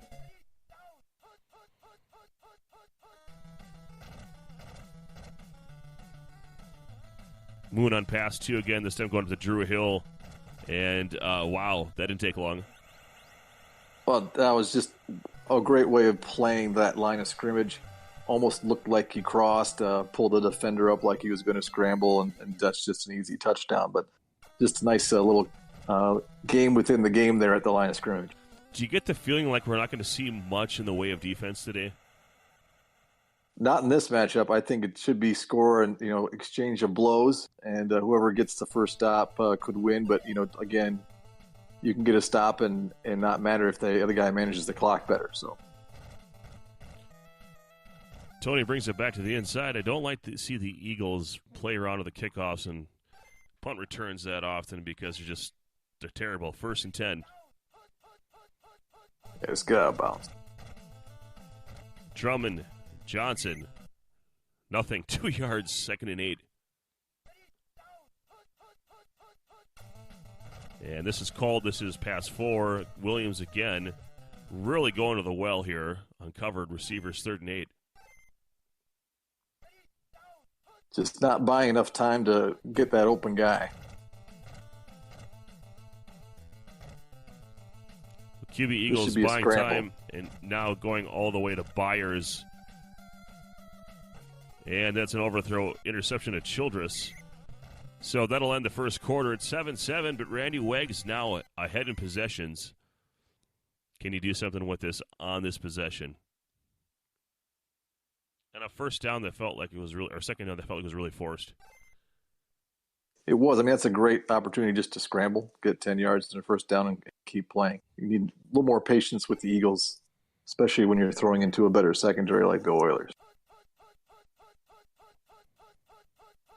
Moon is out of the shotgun formation. This is called. Trying to go for the JJ. He's got Hill again. Hill with that touchdown and out past the 47. First and 10.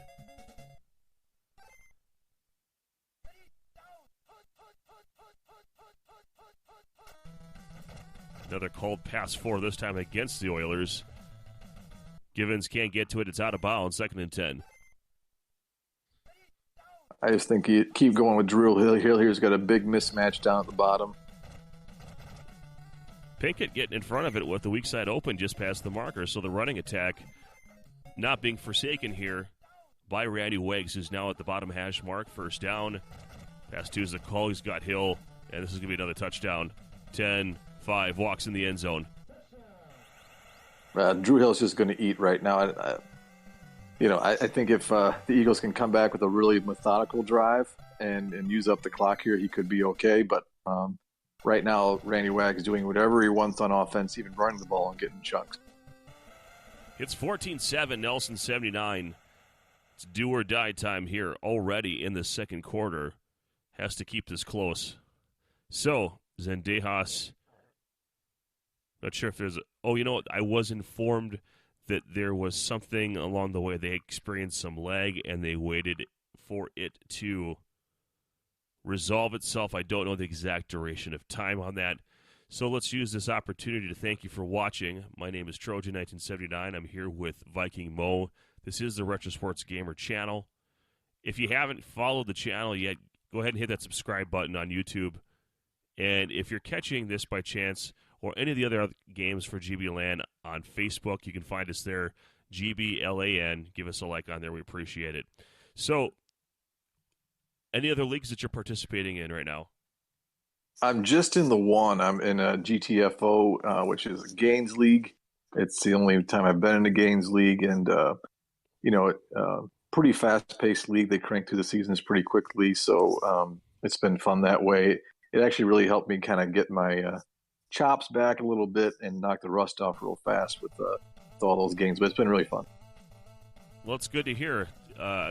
It's always fun to hear everyone else's Tecmo journey and what they're up to. So, not a lot of room for Tony and Nelson79 through 316 Tecmo time. Jim McMahon's in bad condition, like anyone cared about it. And I'm glad he checked, though. That was really cool that he checked. I find it a little humorous. But who doesn't love freaking Jimmy Mack, man? I'm a Packers fan. And I love Jimmy Mack. You know, he did play backup for us. Play is a in quotations. I mean, just sat the bench with his basically what I'm wearing. If you see on my image frame there, right. Well, he started for the Vikings for a while too. Beat the Packers. He was on the Vikings. He was on the Chargers, Eagles, Bears. I don't know any other teams, but those all come to mind. He got around. If it wasn't for Charles and Martin, he would have been a lot better off. Oh, Johnson misses. Here goes QB Eagles. I don't know if that was necessary. Let's see, we're going to have a tap battle here. Oh, 16-13. This could be a touchdown. 10, 5, all the way. House call, touchdown, QB Eagles. Well, so much for a slow, methodical drive, but I think you got to take that big play when you can get it. Great work getting that second ISO way downfield. That's hard to do. Stay far enough away from the drones to get it. So, and got that tap off like we thought he might have that edge, and he did. Some more Eric Kuhlman, a.k.a. Deriller, is complaining about tap advantages and how it does affect the game. All right, so here comes Pinkett again out of the end zone. He actually has a nice return here past the 20, 25. Still going. 31-yard line out of bounds. First and 10, 1:29 Tecmo time here in the first half. Plenty of time. Probably even too much time if you're ready, Wiggs, based on how he's been scoring. Called again. Attempt to Givens. Also out of bounds like the last time he tried it. Second and 10.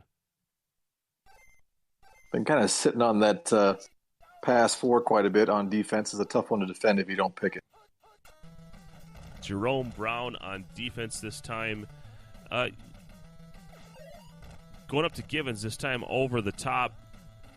Oh, looked like the JJ could have been there, but it's not. 47 seconds remaining. Tecmo time, 3rd and 10. Are you an Eric Allen guy in this situation? I like Eric Allen a little bit better. Ben Smith would be fine too, but you're not going to cover anybody with Jerome Brown. I like Jerome Brown. Don't get me wrong, but not enough int in this kind of matchup. Kind of a strange, just given the situation. You're only 31 seconds, but you're unlikely to run it away, and now you have to punt it. I don't like that. I think we should try to sneak that in, but when you got this mismatch, especially Hill versus Waters on the bottom, go at it. So 1 second remaining. QB Eagles can buy the time. So I guess everything's on the board here if he can get away from the defenders. I would blitz with Childress.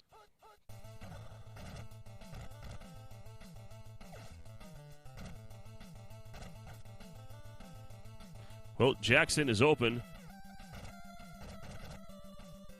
His mama wanted to give him a flapjacks. He said, "Mama, don't give me no flapjacks. I want to stay hungry for the Crimson Tide." But he can't get there, and it's halftime, 14-14. I don't really know what you just said, but it was kind of funny. That was my really bad impression of Keith Jackson, the late broadcaster. Oh, gotcha. Ooh, they skipped halftime. Not really. I think it pretty much Did completed. I just miss it? Was it that fast? Yeah. You know, the thing is, just to frame this for our viewers, our color commentators, you know, despite the millions that I make doing this broadcast, are completely voluntary, and they get to see a shared screen. Unfortunately, it doesn't share the audio with them at the same time. They just have to hear my voice and see all the seizure-inducing graphics. All for no paycheck. So I'm going to go back to my Bentley after this game and soak in some bubbly. But, hey, we got some Tecmo for you. Warren Moon, nowhere to go, only 2 yards, 2nd and 8.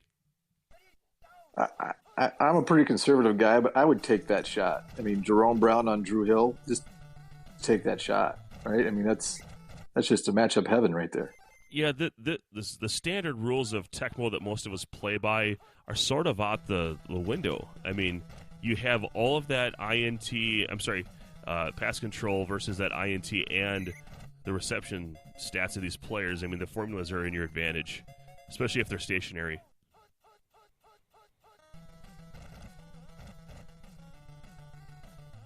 And Moon scrambling now and doing some good work. Up to Jeffries over the top.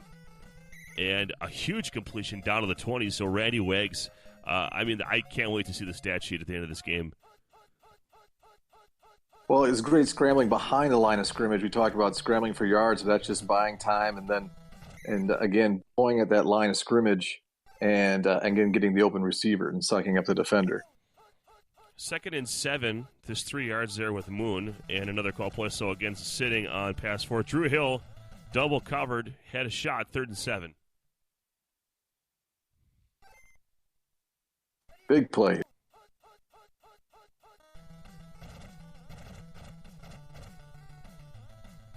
Moon cross to a covered tight end position, and now the field goal attempt. So this is a huge victory for Nelson 79. And it's blocked. So the icon go up, but here comes Tony Zendejas. The kicker picks it up. If he bought some time dancing around, he might have been able to get away. But maybe you can break down to what just happened there. Why was the kicker running so fast? Well, the kicker defaults to that 81 max speed because that's what they need to get down the field on kickoff, so that's how they designed the game. The glitch is then that if they pick it up in an actual real play, they're still that fast. They're actually faster than Bo Jackson, which can be fun. And speaking of Keith Jackson, he's hungry, and he just scored 20-14. So now Nelson 79 gets the block after the stop, and just like that, he is now in the lead.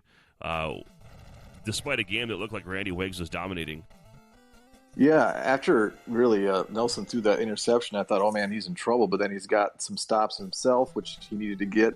I don't know if Randy Wiggs thought that his guy was open down there. Those Philadelphia players can just blend in with the field sometimes, so maybe that's what was the case. But or he's seeing ghosts. But that's a huge play, and now really Randy needs the answer. Top hash mark, pass 1. Haven't seen a lot of this yet.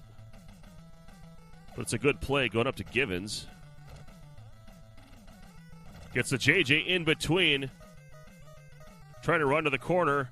Gets in the end zone. Touchdown, Randy Wiggs, just before the end of the 3rd.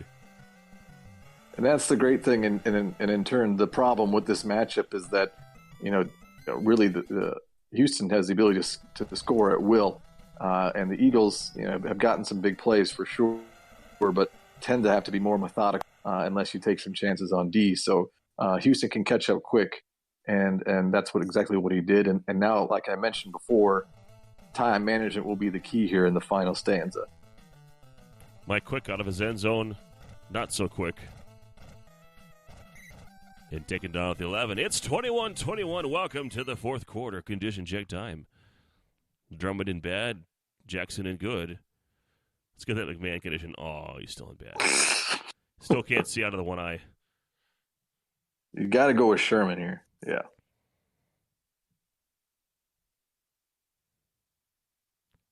Well, Shermander is in. I don't know why Kenny Jackson, maybe just checking it, but I definitely don't want to mistake him. That's always fun when you have. I'm trying to think. So you've got the Eagles, you've got the Chargers, because you got a couple Walkers there, and you got a couple Carters over on the Vikings. Any other doubled namesakes in Tecmo that you can think of? Sure, there's a few Williamses, right? I don't know. It's a good question off the top. Well, yeah, you got Gerald and Warren, I guess. I was thinking offensively where they'd be somebody you could sub in and out, but yeah, the Steelers have 2 Williams on the team.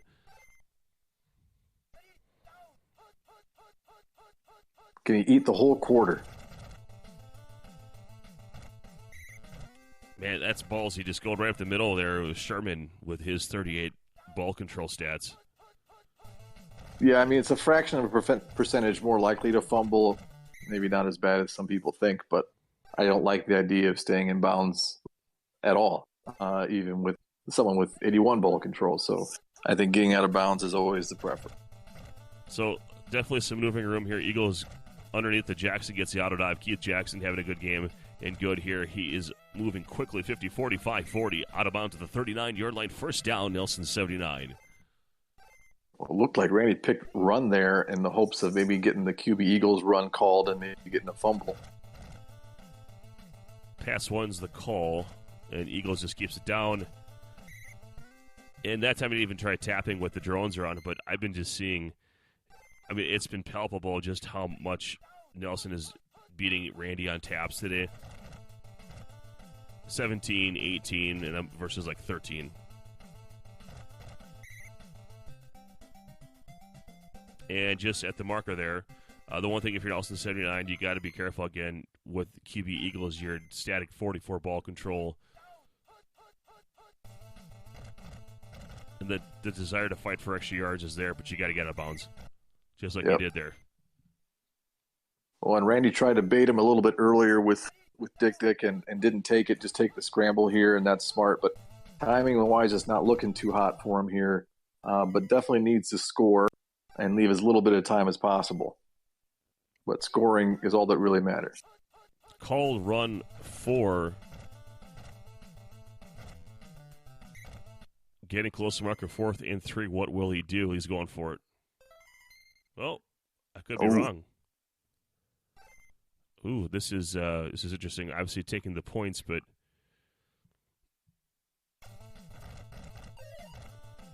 no rush on the kick, and it is good on the foot of Roger Ruzek. We'll see if he can hold Randy Wiggs. He hasn't been able to do it all game.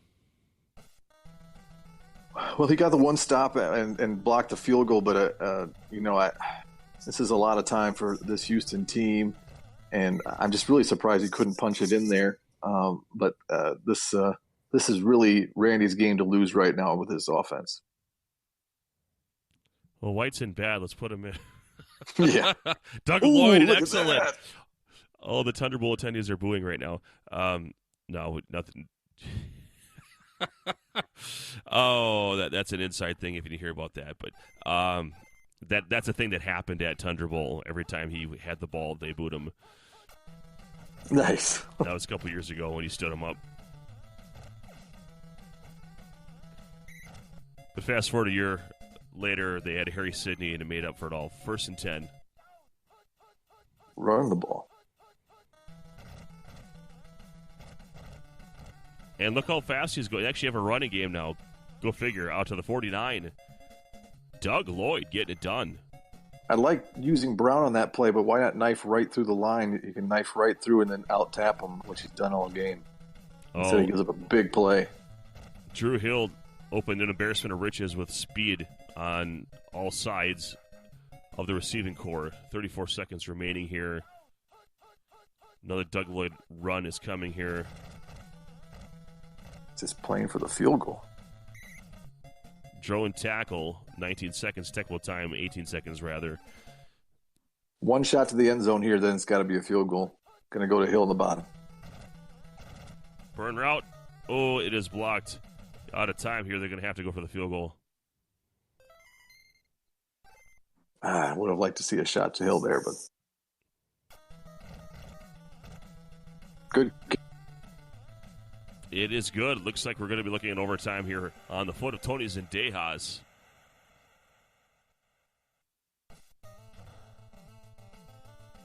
I like overtime games. It's been a good game. I really appreciate Nelson's ability to just keep fighting back despite that turnover. And held to a field goal, blocked that field goal, which was huge, and then didn't give up a big play there on that last drive of the fourth, forced a field goal attempt and not the go-ahead touchdown. So that's huge, and now tall order for Randy to get a stop against the Eagles. Well, your heart always sinks when the other team gets the kickoff. Yeah. In overtime, but here comes Jackson. Nice reverse of field there. Doesn't get out of bounds, but holds on to the ball. 1st and 10.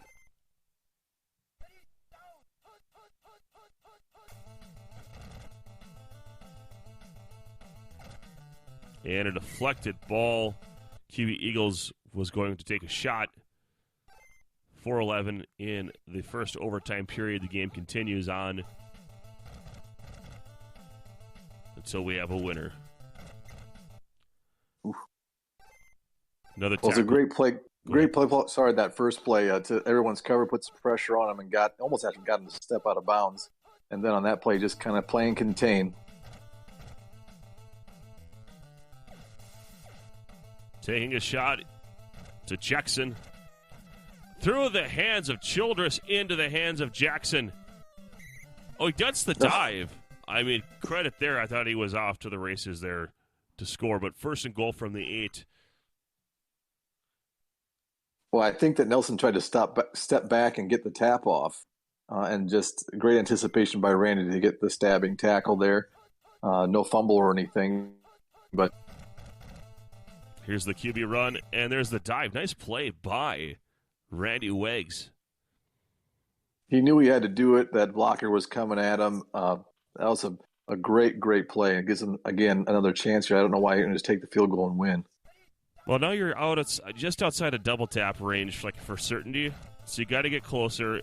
And now we're going to see a redirect here on this throw. But it's, I thought that was going to be diving touchdown, 3rd and 14. Anything could have happened there. And Randy Wiggs doing the right thing to force the issue. Yeah, he's taking some risks, but he has to, right? So, and almost came up with a turnover there. QB Eagles getting closer, 4th and 7. It's all or nothing. Field goal time for the win. Nelson 79. Can Meads get there? He will not. No. It looks good. It is good. And there's your winner, 27-24. Nelson 79 over Randy Wiggs in an instant classic in a matchup that you'll rarely ever see in tournament play.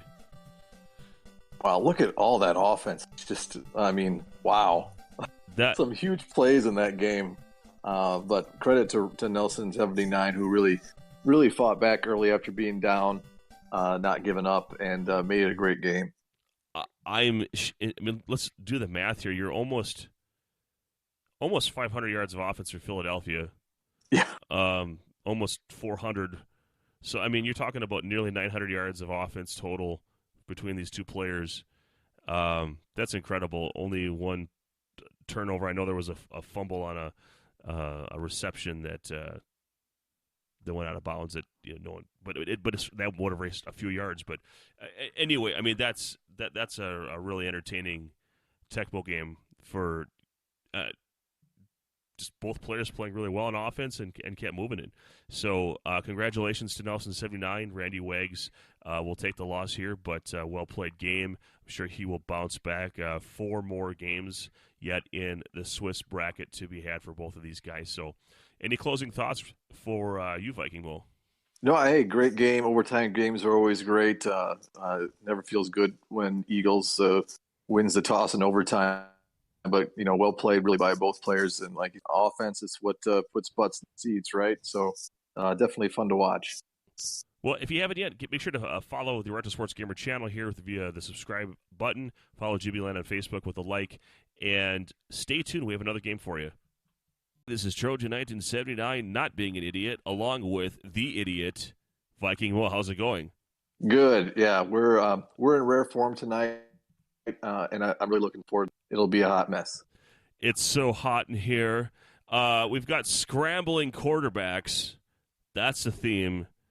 And controlling our scrambling quarterbacks this week, too, is Sammy Smith, 33, and Lucky Toole, also known as Thule. Thule, of course, one of the co-organizers of the Detroit Kumite, who actually just, for the first time in like 2 years, didn't win the thing. So he must suck at Tecmo now. We'll see if that translates to this tournament. And, of course, Sammy Smith, 33, who can fit an entire hoagie in his mouth, but predominantly cold cuts from last week. Ask him about it. So let's take a look at the actual matchup that they're playing. Tampa Bay Buccaneers, Detroit Lions. What can we expect from this type of matchup? Yeah, I like it. Well, of all the matchups this week, this was probably my second favorite one that I would have liked. There's a little give and take. Tampa Bay, the downside's the offensive line, and they have Jerry Ball with Detroit that's going to come through every time. Lopsided mismatch there. So you'll have that little extra pressure, takes away some runs you can't do at the middle. So I like that. And then really, can Haddix really survey the whole field while you're calling run a little more often to stop Barry. So I kind of like the head game with it. I think it's balanced. I think it's fair. It should be fun to watch. Who doesn't love a Jerry ball sack? All right, it's the Tampa Bay Buccaneers and the Detroit Lions. Trojan 1979, Viking Mo, the idiot, Lucky Tool, and Sammy Smith 33. Let's go. Nothing but love. He called himself the idiot, and we thought it was going to be an extra take, and we just went with it. I thought we were idiots together. That was my. I know. I've already demoted you. Oh, so I'm an idiot below you. You're on a different tier of idiocracy, or I'm an extreme idiot. Okay, it's really a lifestyle choice. Yeah, and you live it though. You live it. Idiots engage. Cobb out of the end zone to the 5, to the 10. And, wow, that closed in a hurry. Only to the 11, roughly. 1st and 10. Oh, my God. Lucky Tool has the weak side open play action. God, I love Tooley. Rod Hall. Kids in the hall to the 40. And out of bounds. He does stuff like that. I love him. He does. He loves that motion run so much. And I think, the pass can work. He just sneaks it in. And the called pass and he just wheels it out to Anderson out of bounds, 1st and 10. In a good rhythm so far.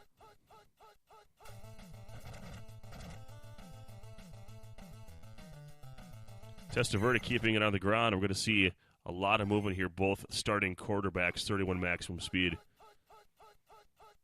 Should see a lot of scrambling. Gary Anderson beats all of the defenders to the 15, to the 10, to the 5 in the end zone. Touchdown, Gary Anderson, an underrated weapon in Tecmo Super Bowl. Well, again, you're using that second linebacker, which is fine, but then don't stay behind on your side of the line of scrimmage. Knife through. I think Coffer is even better to use in that situation. A little more speed.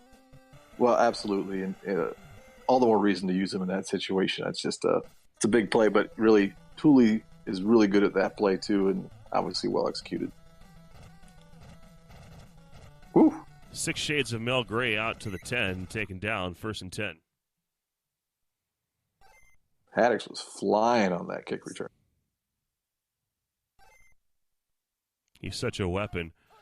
Right, middle of the field here in between the hash marks, Rodney Pete goes with the pass 1. Keeps it on the ground. Nice little juke to get an extra yard. Goes Sammy Smith, 2nd and 2. Way to not take the bait there. You got to be careful with Haddix. Haddix getting around with Sanders, but Sanders is fast of his own right and gets past the marker for a 1st down. The dive play is to Mel Gray, and a tapping battle ensues. Looks like it's pretty equal so far, 1st and 10. I can appreciate using that run 4, but I'd like Mel Gray at receiver better. Clark into triple coverage, risky throw against the secondary. Yeah, I don't like that at all. I think just cycle back to that first receiver and throw it out of bounds. Sanders with a suit to the bottom, really nowhere to go, 3rd down and 9.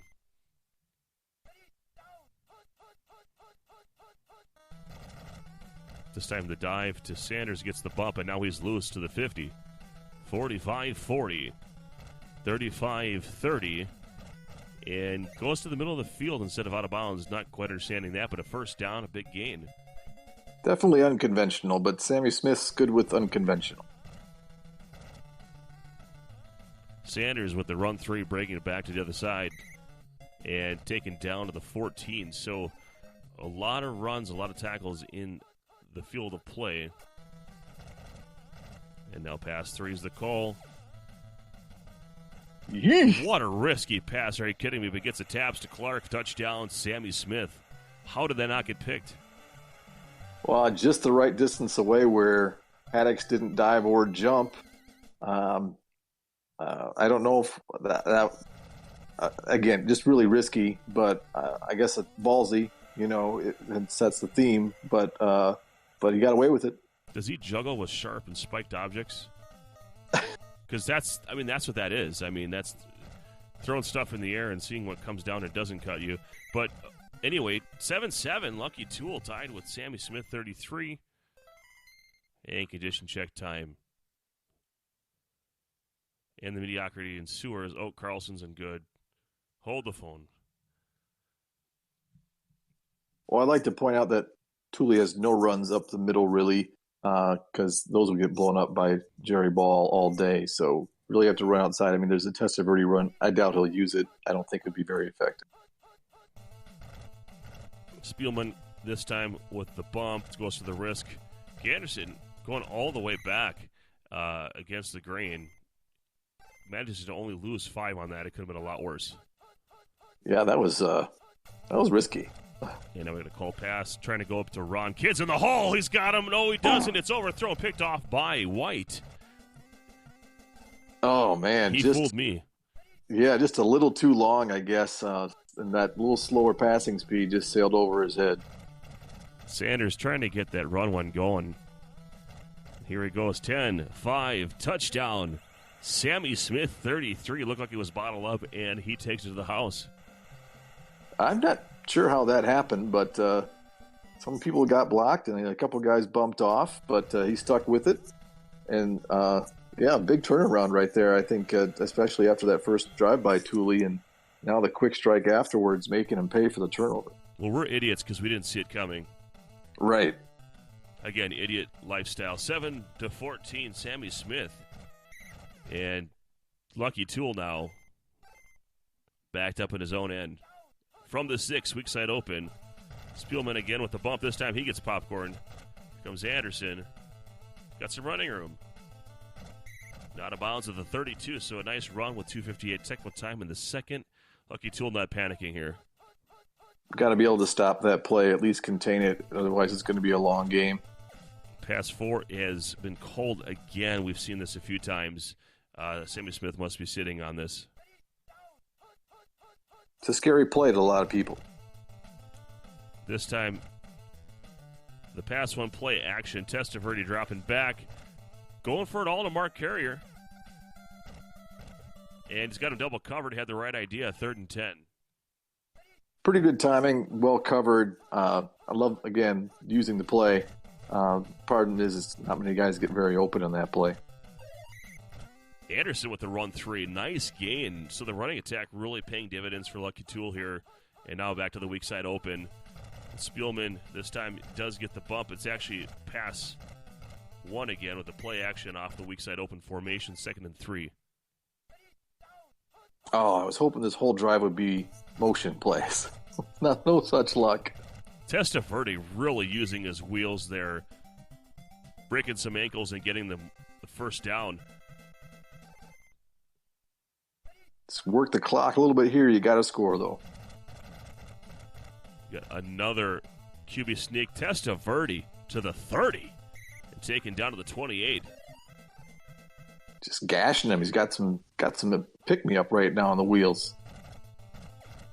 Going for the pass, too. He's got the JJ underneath and taken down to the 12. First down. Love that play to Carrier. Well timed.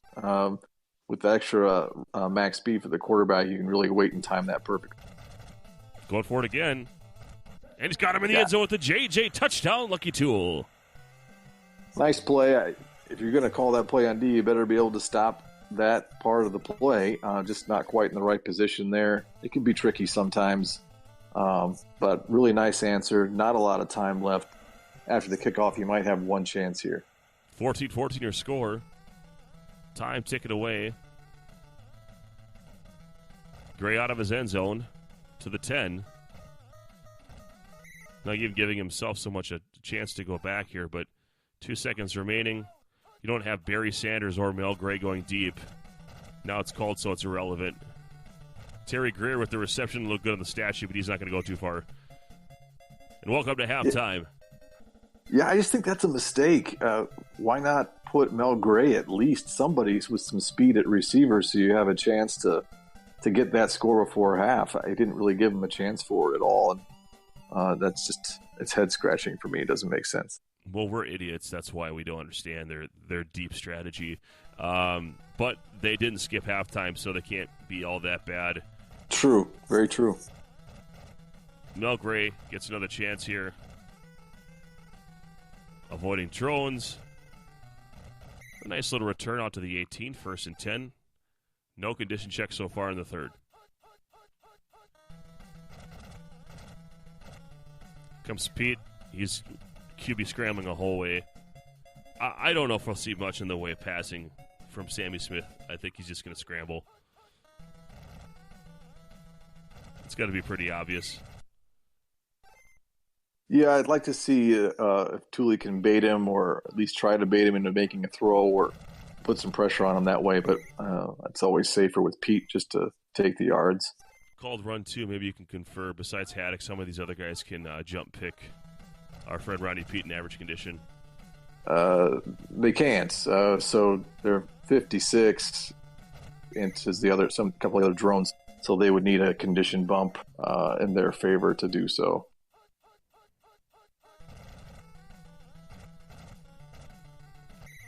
Gray up the middle, 4 yards. Would like to see more out of that. I think he thinks so too. He's going to try it again. Bouncing to the outside. Really good drone support. The blocking for both of these offenses is just terrible. Yeah, I just hate bouncing that play down. It doesn't work as well when you bounce it down. Big play. 4th and 1. And Pete just keeping it on the ground on the bounds of the 20. And Sammy Smith doing the right thing here, just taking the sure thing. Sanders has been busy. 2nd and 5. The run. If you could stop Sanders on 5 yards on a run 3, that's a win. That's good contain. Ooh, less than 5. 3rd down and 2.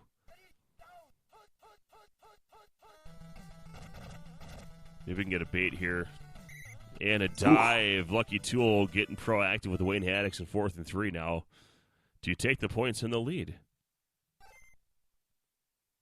Maybe. If he does, it's going to be a touchdown, though.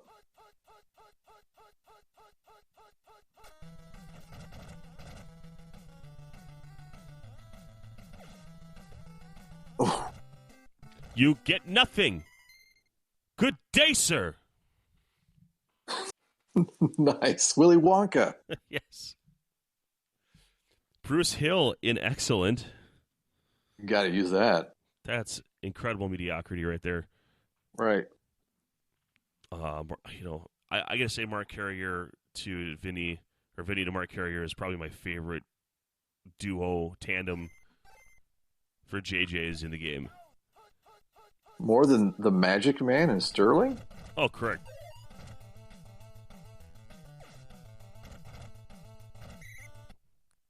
Don't get me wrong, I love Magic Man, but I just feel like the stuff just sails over the guy's head way too much. Well, not if you're doing it right. Always JJ with protection. It's always a good idea. 3rd down and 1. Stay in school, kids.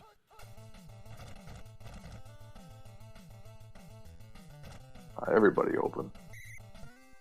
Testaverde, man, he's got some yardage in this game as far as on the ground.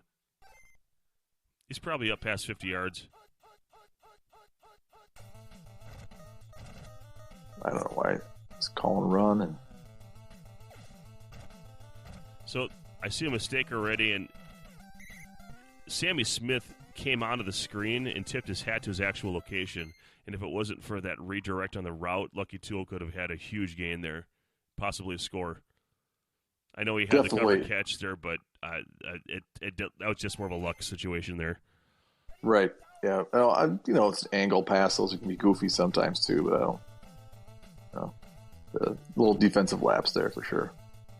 Could be a dive. Nope. And here it is, the favorite down and distance for Thule, 2nd and 1. Wait for it all game long so I can point it out. I thought he had the marker there on a called QB sneak. It's where the ball is, not where his feet is. From one idiot to another. Thanks, John.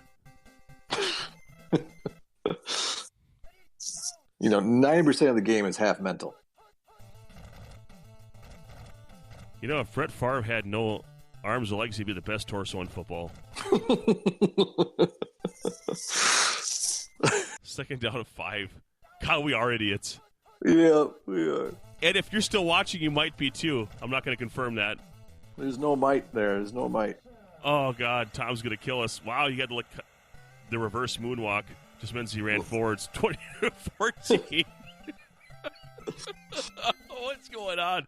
Oh, Lucky Tool takes the lead. This is a good game. It's a terrible broadcast, but it's a great game. Agreed.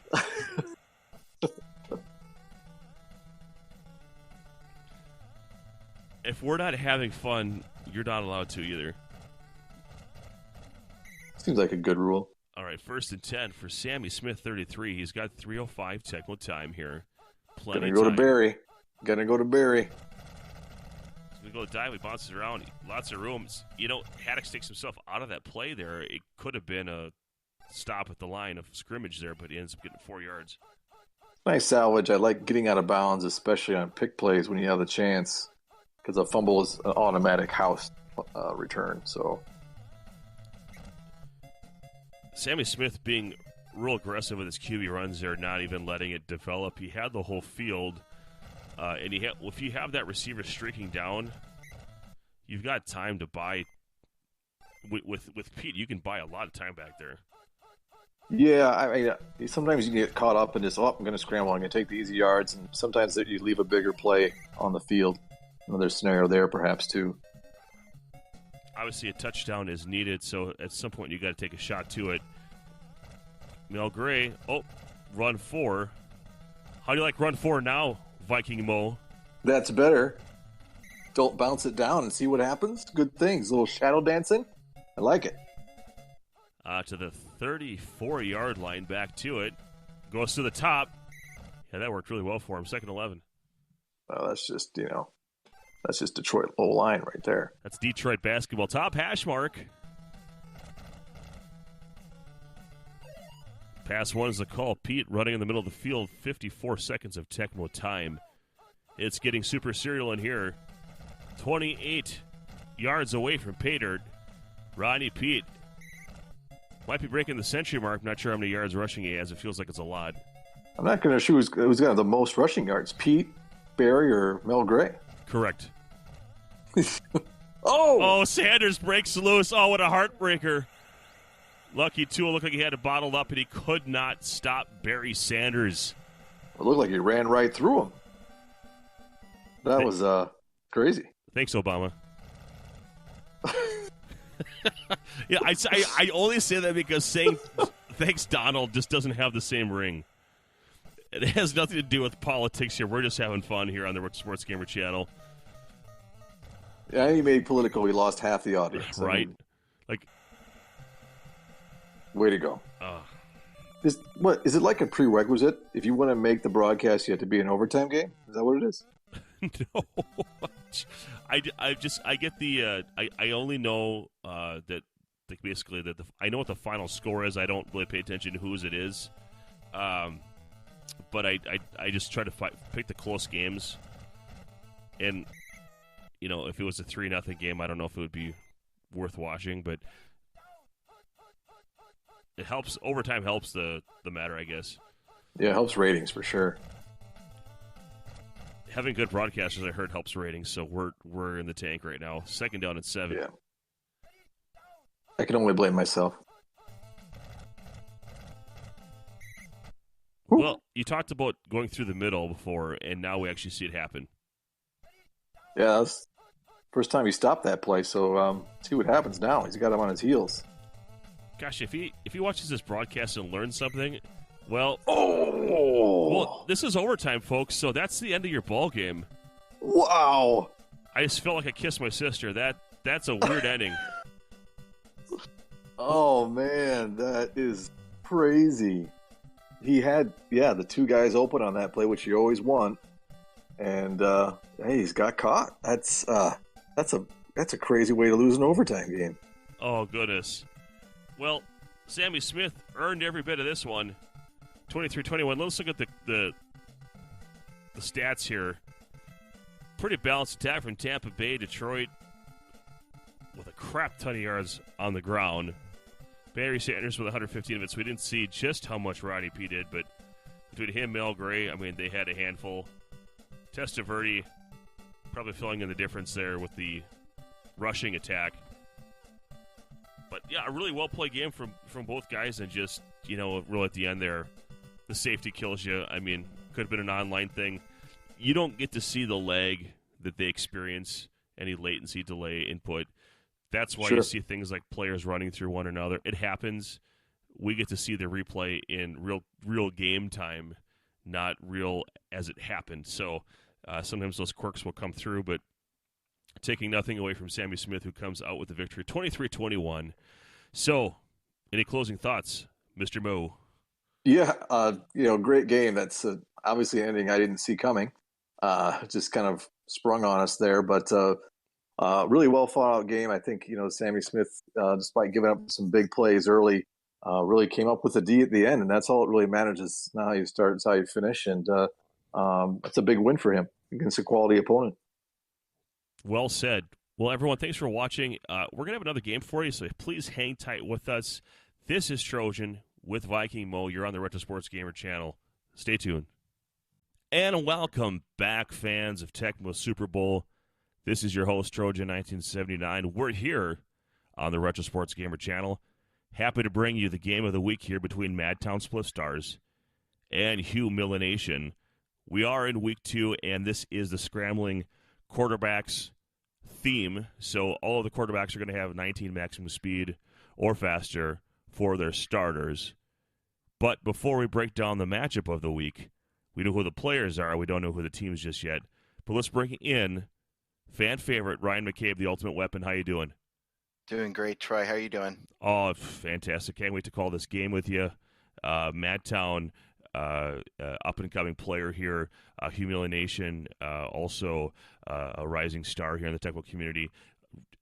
These guys they've been loyal to the GBLAN online brand, participating in the last couple tournaments, and these guys are doing fantastic work in this one. Let's break over to the frames here, and we see the matchup Tampa Bay and Denver.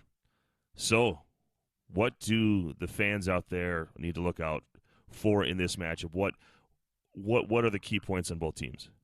So, Tampa Bay on defense has Wayne Haddix up at the top position at corner. I would look for Denver to use the Elway's passing speed with some snap passes, burn routes to the bottom. Tampa Bay does have the lower safety, Hamilton, who can get down there and cover a little bit, but obviously you want to use Haddix if at all possible.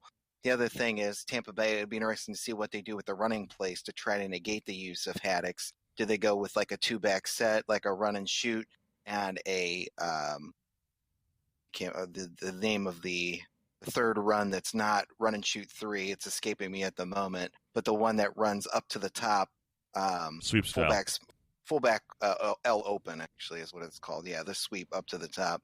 If they use that play against Haddix, those two plays can be killer: run and shoot, sweep left, and fullback open, or I'm sorry, pitch L open to the top. I'd look to see those two plays in, and then maybe some burn routes at the bottom. On the Denver side, as far as defensively, not a ton to work with in the secondary there, but it's some really nice linebacker pieces. Maybe can bump some people on the defensive line to get through. Tampa Bay has a really weak offensive line. I would look for the Denver linebackers to kind of control the middle of the field, stop the short passing game. You have to watch for the long passing game with Tampa Bay and Carrier, but that's kind of what I would do if I was on Denver's side. They've got the great linebacking core. Well, there you have it from the Ultimate Weapon. That's the strategy. Tampa Bay Buccaneers, Denver Broncos, Madtown, Split Stars, Humiliation, and this is Trojan 1979 bringing it to you here on the Retro Sports Gamer channel. Wow, that was a lot of things to say at one time. Let's get to some Tecmo. Are you having fun yet? Always. Well, the Broncos win the coin toss. I don't know who had money on that. Maybe with Brian from the Retro Sports Gamer, the degenerate gambler, had money on the coin toss there. All right, so here comes Cobb out of his end zone. The thumper. The 5 to the 10. And take it down to the 12-yard line. A lot of run and shoot single back here. Call pass plays. This pass 2. Going for the JJ.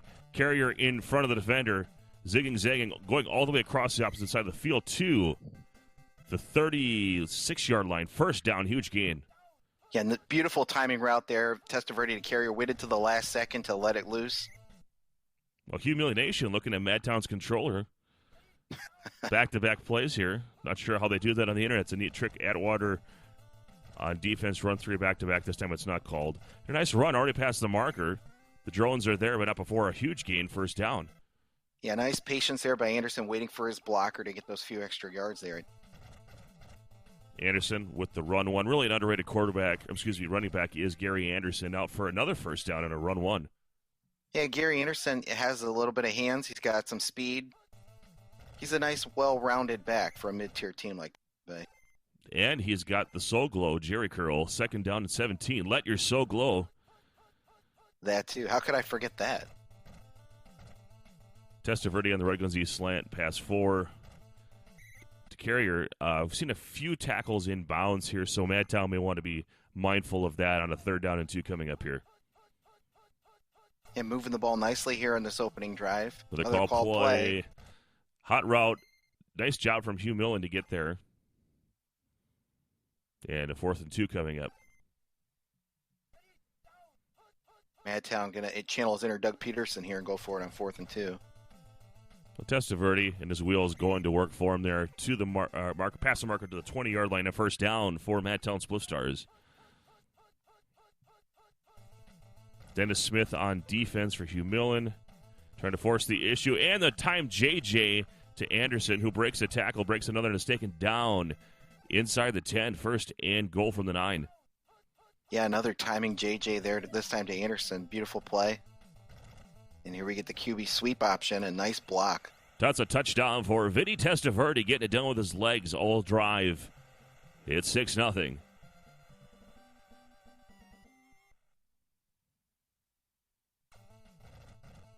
Mecklenburg can get there, but not without that little frame help. 7-0. Madtown over Hugh Millen, and it's Hugh's turn. Yeah, really nice drive there by Madtown, going for it on 4th down there. Most Tecmo guys think they can get it if it's 4th and 4 or less. Nice picking it up with Vinny there with the legs, and then hauling that little used run 4 with Vinny to punch it in. Nice return here for Melvin Bratton. Past the 40, right to the 45. Drones are there, just on his side of the 50 yet. His Humiliation as he takes over. 1st and 10 on the pro set formation. Yeah, nice starting field position there. Let's see what he does with it. Bobby Humphrey redirects, and looks like Madtown with an early tab, 2nd and 2. Yeah, wicked cut there by Humphrey to cut back and get a few extra yards. Run 3 is the call. This is the play that you're probably most concerned about against Bobby Humphrey. And a first down, again, tackled in bounds. Haddix, no surprise on defense. Pass 1 is the call. Crossfield all the way to Clarence K. It is completed. Past the marker, 20, 15 out of bounds, and a first down as the first quarter expires. 7-0, Madtown over Humiliation. Yeah, we see Elway circling back there, playing the ultimate game of chicken there with Haddix. Called run 1 here. Humphrey gets past the marker, though. He had 4 yards despite the called play. Lots of called plays here in the first quarter. A lot of controller peeking. And Humphrey getting inside the 5-yard line to the 3, 1st and goal. And run 3 is the call here. Opportunity for isolation, reverse field, and it looked like he might have had an alley, but the drone is there, 2nd and 3. Yeah, looking for daylight, closed up quickly. Beautiful cut straight up the line there, and it just closed up before he could hit it. Pro set T, here's that dive play. And Humphrey bounces to the outside. No challenge in the end zone. Touchdown, Humiliation. Love that play. One of my favorites, Pro T dive. That's tough to stop if you got decent blocking. And it's really hard to commit to that middle, to the nose tackle to defend it, because then you're going to get beat to the outside and give it 4 or 5 yards. One interesting thing here to watch, I don't know if this will come into play later in the game, but for field goal blocks for Tampa Bay, really don't have linebacker 4 as an option, but Haddix can sneak in there every once in a while from that bottom corner position. Always interesting to see if guys can sneak him in there and get a field goal block. We saw one in Tecmo Cleveland a couple of weeks ago. Be interesting to see if guys like Wayne Haddix and Bob Nelson, if they did This Is Your Life. So other than Tecmo Super Bowl, what were your achievements? And did they ever rise above that moment? 2nd and 10. Incomplete pass on first down. Back to the same play that was just called. This is pass one. The short, long game coming to play here. Testaverde going for it all to Mark Carrier, who had that huge gain earlier with that JJ. He's got the cover catch. 15 taps to 10 and a touchdown for Madtown. Split Stars takes the lead. Well, Madtown doesn't waste much time getting back on the board here. Like I said in the pregame comments, got to watch Carrier deep. That's one of the weaknesses of the Denver team is their secondary. No rush from Mecklenburg. He gets blocked by the hot garbage that is the center of the Tampa Bay Buccaneers, if I only knew his name. But it's 14-7 here, and an onside kick attempt. Don't think that was intentional. Welcome to the leg of online Tecmo. 1st and 10 for Humiliation. Run at Haddix, as you predicted earlier, didn't seem to matter. Yeah, if you have the taps on defense, you just have to be patient. Sometimes that blocking can open up on that run play, not always, but We got a call pass play, and Haddix was lurking there. I think that's actually best for Humiliation that he had his pass blocked and back to the run one. Yeah, real blessing in disguise there for him. So a little bit more of a marginal down and distance here. 4th down and 3. Already down 7 points. Looks like Humiliation wants nothing to do with the field goal from Treadwell. Going cross field to Melvin Brad. I think he's got him. He does. 10-5 in the end zone. Touchdown. So a huge risk there. Madtown coming up on it, playing the percentages, and gets burned. Yeah. Well, Elway does have that passing speed, and he just thought he could get in there in time or line Haddix up in such a way that he could block the pass. But he threw a cross-field. Nice play to Bratton there. And Bratton maybe the early MVP for the Broncos in this game after that return and that long touchdown catch. So looking like it so far. 1-0 whatever Tecmo time here in the first half. That's the professional. That's the quality you get here on the Retro Sports Gamer channel. 40-45 in 26 Tecmo time seconds. Wow. I did take a nap right before this broadcast, but it doesn't have the same effect that Mort would have on his naps. Yeah, I told Mort last year after Tecmo Columbus there was going to be no naps next year allowed in the tournament. He went undefeated after his nap. Nothing but air horns. Well, call run play there, moving the wrong direction is Madtown, hoping to maybe get something here before the half. Gave up a heartbreaker on a 4th down touchdown. 13 seconds here. I don't know if he has enough time to get a positive play, get out of bounds for a Steve Christie field goal, but we'll see. Christie has quite a bit of range, but probably just outside his range right now. Well, he's going to go for it all. Going to Gary Anderson with the route is cut off. He does have the taps. Interesting tap, and it looked good on the stat sheet, but nothing doing there. Welcome to halftime, 14-14, and boo! Hashtag Real Men Watch Halftime. Oh, got to start this trending on Twitter, Troy. Oh, Real Men Watch Halftime, indeed.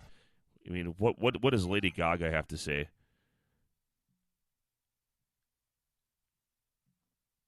Looks like Elway's in good, Sewell's in good. I mean, I don't think Lady Gaga would have a poker face about Tecmo Halftime. Oh, Sammy Winder. I loved the Broncos growing up. They were because the Packers were terrible. I mean, that's in the '80s. It wasn't until Magic Man and then Brett Favre, but John Elway was the team that I always seemed to find on TV. You had your 3 channels or whatever. Sure. Love the helicopter move in the Super Bowl back in '98. Oh, that broke my heart. But he won it when I didn't want him to. Right. Yeah. What can you do? Burn route misses, and 2nd and 10 here. Back to this game. And I got really mad when Elway ended up being awful in this game, as far as the stats that matter. Yeah, he's one of the few players that you wonder, like what were the Japanese guys watching? He got the speed and the wheels, but really no accuracy to speak of.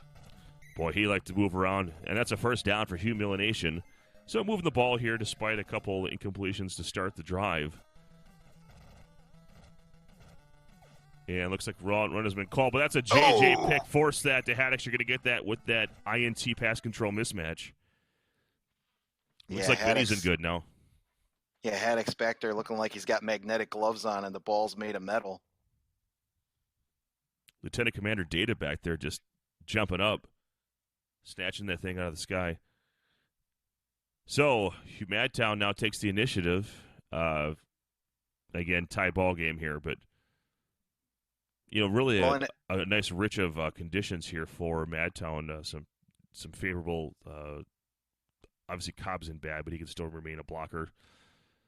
In an all Anderson backfield. Love that. Jesse and Gary.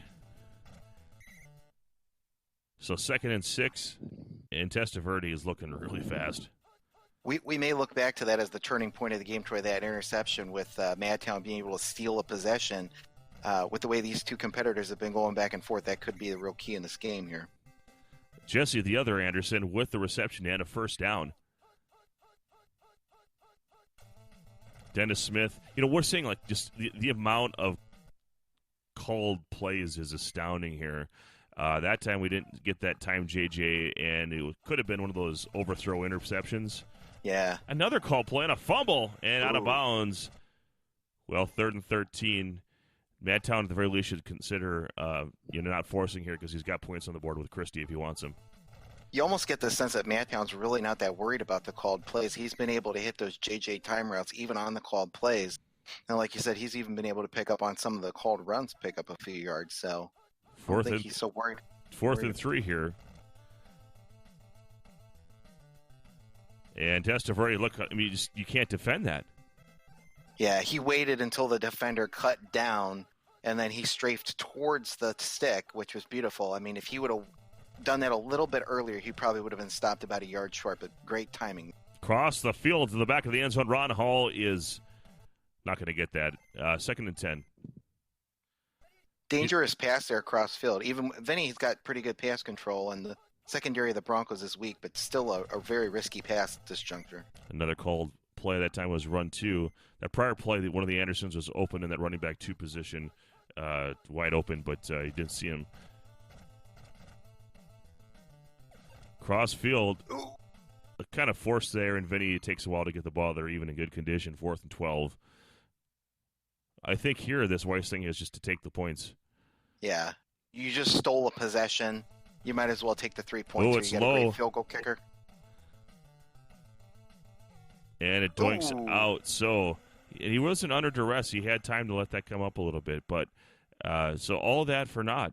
14-14 Humiliation back now in the driver's seat.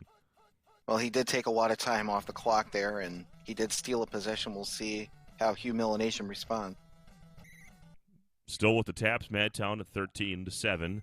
I don't know if Hughes even trying at this point to win a tap battle. If Humiliation can find a way to stop or to steal one, he could house it with our friend. Wow! I don't so much to tell Humiliation about not throwing it towards Haddix. Yeah.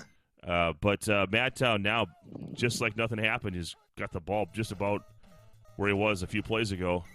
Yeah, he does have pass 2 down there at the bottom, the run and shoot Z-fly. Surprised he hasn't tried that burn route a little more against Haddix. If we're going to lose the All-Anderson backfield, I'm just going to stop broadcasting. Oh, well, we're going to lose it. Anderson isn't bad. The Jesse variety, I don't think he's going to make the field in this quarter. But I can handle Willie Drury, so I guess I'll stay in the booth. Yeah, they told Jesse he was just in there for his blocking. He was terrible. Anderson, look at that, 16 on the taps, and a fumble. Are you kidding me, Monster? All right, it's picked up by Denver. Steve Atwater. The man famous for flattening Christian Okoye on a tackle comes up with a big play. That, killed the legend. It really did. In the public eye. Oh, my gosh. Of all the times where Okoye has laid the wood on people, but that's the one time that he hates it. He talks about it all the time. When people ask him, and he's like, he looks like he wants to hit him back.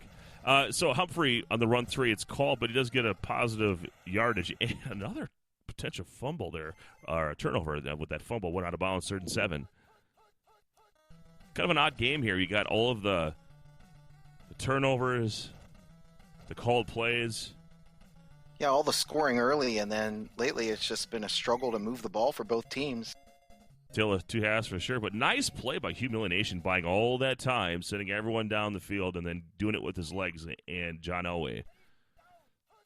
Yeah, Hugh probably thinking, I want to run as much time off the clock here as possible. There's the burn route. Vance Johnson, 15, 10, 5, and out of bounds at the 4, 1st and goal. We'll say 1st and 5. Play. And when you're Haddix, you can't get down all the way against that passing speed. Humphrey reversing his field 1 yard closer to pay dirt. Say 2 yards closer. 2nd down and goal. Here is the sneak. Really hard to defend this. Elway in the end zone. No helicopter for him. Is it a rule in these games, Troy, with the running quarterbacks that, you have to have a running quarterback play and then score a touchdown? No, but it's just smart. Well, we've seen both of them do it. We've seen Elway and we've seen Vinny both do it with their legs today. 21-14, Humiliation over Madtown. Madtown, for all that effort, all that possession, finding himself trailing here late in this one. Yeah, the couple interceptions by Madtown and the missed field goal here now looms large. Best he can do is hope to tie and send it to overtime. Run 3, chop block engage. Ron Hall diving at people's ankles. Nice run. We've seen that work to perfection today from Madtown. Has to be over the century mark with Anderson already. Run 2 this time. Lots of room. Humiliation is caught back there. Trying to get that auto dive and the tap engagement, but not quite how we want it to go. But another huge run for Anderson. Yeah, Humiliation there waiting for some drones to surround him, probably hoping for a fumble there. Isolated here comes the drone support, 44 seconds of Tecmo time. So already in scoring position here, but Madtown running out of time. JJ deflection, nice position from Humiliation. Really valiant try there. Humiliation still holds all the cards. Madtown's got to score, get the extra point, and hope to send it to overtime. Run 3. 15 seconds, second time. Tick, tick, tick. 1st and goal from the 6. Can Humiliation stand? Simon Fletcher on defense. And he beats him to the corner. Touchdown. Madtown Split Stars. 2 touchdowns for Vinny Testaverde with his legs. Huge. I thought he might come across to one of the stationary running backs underneath there, but 21-21 Madtown, and we're going to see overtime. Right. I apologize. I basically choked trying to make Vinny that last and John call. Out there for the overtime coin toss? I think it was. I think it was Kubiak and Carlson. Oh, okay. They ran out there at the same speed. Sorry, I had to squint a little bit. I wasn't sure who it was. Yeah, I think Vinny would have got there a little bit faster.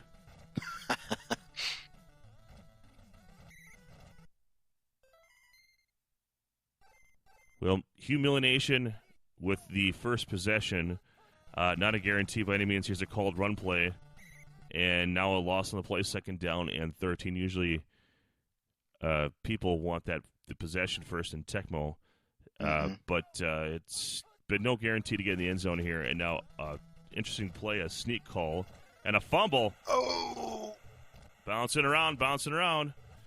Picked up by the Buccaneers, Winston Moss. The eventual Green Bay Packer with the victory. Madtown Split Stars over Humiliation on a heartbreaker. What an end of the game. Both players played valiantly. I mean, there was a couple turnovers, a couple poor pass decisions by Hugh Millen, but really took it to Madtown there and took the lead. Madtown with the late QB scramble by Vinny, and then Hugh Millen getting the ball first in overtime. Crucial turnover. Madtown scores. Just This game had a little bit of everything. Turnovers, great decision-making by both players, mix of run and pass. I mean, you look at the stats across the board, they're pretty even. It was a really fun game to broadcast and watch. Well, I'm shocked by that. That was over so quickly. It has shades of Aaron Rodgers getting sacked against the Cardinals in that wild card game in 2009 with the ball going directly into the defender's hands into the end zone. So, Humiliation didn't play a terrible game. Obviously, the turnovers to Haddock's were really the blemishes on the game. The others, other than that, he moved the ball fairly well. But Madtown doing enough. He was trailing. He endured and got himself the W. So, good luck to both these players as they move on. I'd like to thank everyone who watched all of the broadcasts this week, all of the color commentators, Viking Mo, Eric Kuhlman, and then yourself, Ryan, the Ultimate Weapon. And if you haven't yet, if you're watching this broadcast, you haven't taken the time to give subscribe to the Retro Sports Gamer channel on YouTube, please make sure and do that. If you're trying to find us on GBLAN, you can find us on Facebook, GBLAN. Give us a like on there. We appreciate it. I don't have really much else to say other than I hope everyone has a great week. And next week is Ground and Pound. So look forward to that broadcast with the likes of yourself and everyone else out there. So thanks so much, Ryan, for your help. Yeah, no problem, Troy. Always a great time. Appreciate you having me on. All right. So for the Ultimate Weapon, Trojan 1979, signing off. Thanks for watching. We'll catch you next time. Take care.